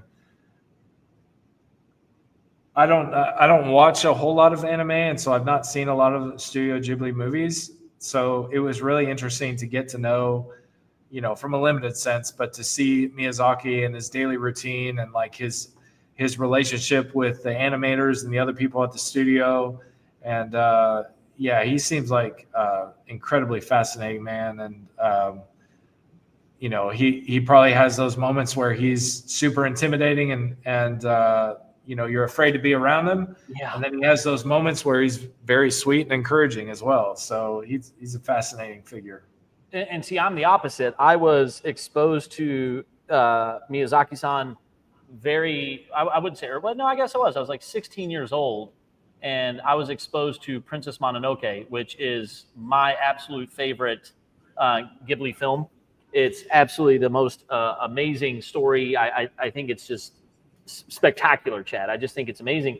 And ever since then, I've pretty much watched almost every single film that they've done. I have not watched his last one, which is The Boy and the Heron. I have not watched that one yet. But Okay. It's funny because I know that when I was exposed to him, I was surrounded by a lot of animators and artists. And there was this discussion of where Studio Ghibli was finally introduced to the West, right? It hadn't been introduced to the West very much. People kept referring to him as, oh, he's the Japanese Walt Disney.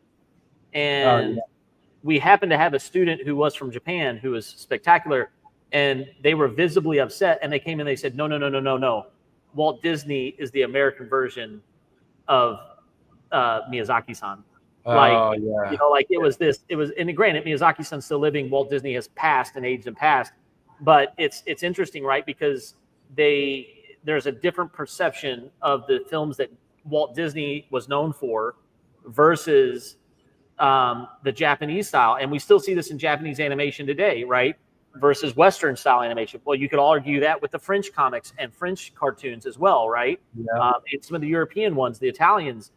It's, I will say that the Ghibli films are truly a work of art in every form, right? Where sometimes the stories in Westerns I don't feel as are robust or as creative, if that makes sense. Yeah. They're still beautiful works of art, but boy, what Miyazaki-san has been able to achieve is unbelievable. And if you have never seen Grave of the Fireflies, it is the saddest, most gut-wrenching film I've ever seen in my life.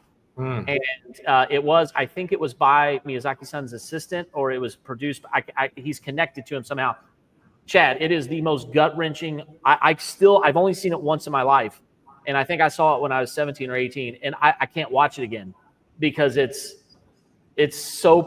amazing, and it's animation. Yeah.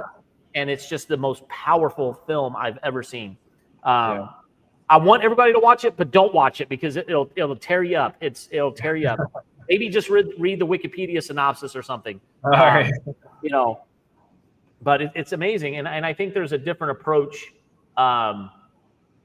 Like the gentleman that did those storyboards, I think would probably absolutely believe that he was creating fine art pieces, and his whole being went into those cells. You know what I mean? Yeah. Just a different approach, I think. Yeah. What a phenomenal question. Guys, sorry I got a little deep there. I got a little sappy on you.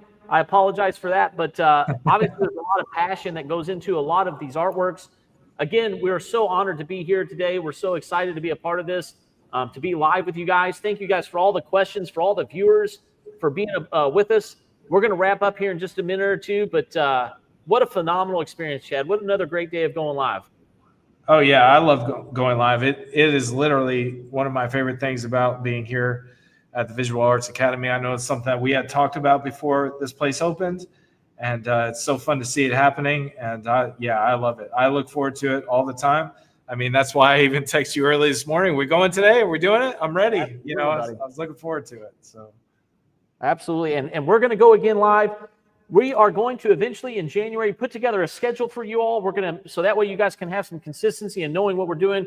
We are launching our next 4-week and 8-week sessions in January 6th. So once we see what our course schedule looks like here at the Visual Arts Academy and Studio, we will have a live session schedule for you guys each week. We're going to make it a point to share this with you guys. We've had such a wonderful community. We've had so many engaging artists and so many engaging individuals and friends.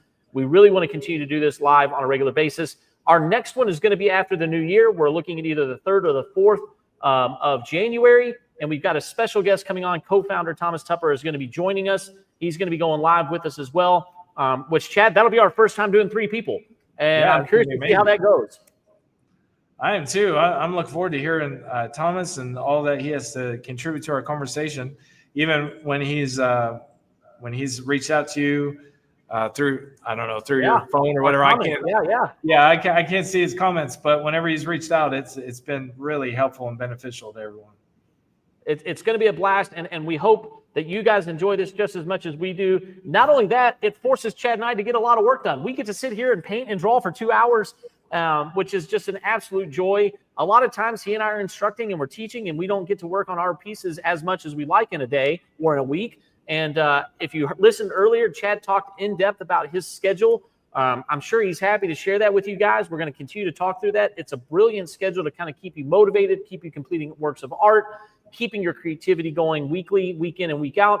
And guys, we're just going to continue to share techniques and pieces. I'm probably going to change mine up. I started another painting the other day. I may show you the grounding process. You know, some people ask me, why is this yellow ochre here? Why is this yellow coating on my canvas? Why is it not white? Maybe I'll show you guys next time that process, walk you guys specifically through that. Chad's been working on his 3rd graphic novel pages right in front of your eyes, guys. You're seeing this book come to life. If you haven't read his 1st and 2nd graphic novel in the series, please make sure you go online, pick up a copy, come in and visit us here. We have a signed copy. I think we have some signed copies left, Chad, that you've signed of the graphic novel 1 and 2. They're beautiful hardcover graphic novels, and it's a phenomenal story. We are so excited to be a part of this community. We thank you guys for all your support. We thank you for all your wonderful comments and feedback. And we thank all of our students that have come and participate in our sessions, whether they're a 2-hour exploration or a 4-week or 8-week course. We thank you guys so very much. Chad, anything you want to wrap up before we close for the day? No, I just, as you said, I just really super appreciate everyone coming on here, contributing to the conversation. I look forward to the next one. Yep. Awesome, guys. Thank you all so very much for joining us today. Be on the lookout for the first week in January. We're going to jump on and do another session here soon. We thank you guys so very much. We hope you have a wonderful evening, and we'll see you soon here at the Visual Arts Academy and Studio. Thank you all. See y'all.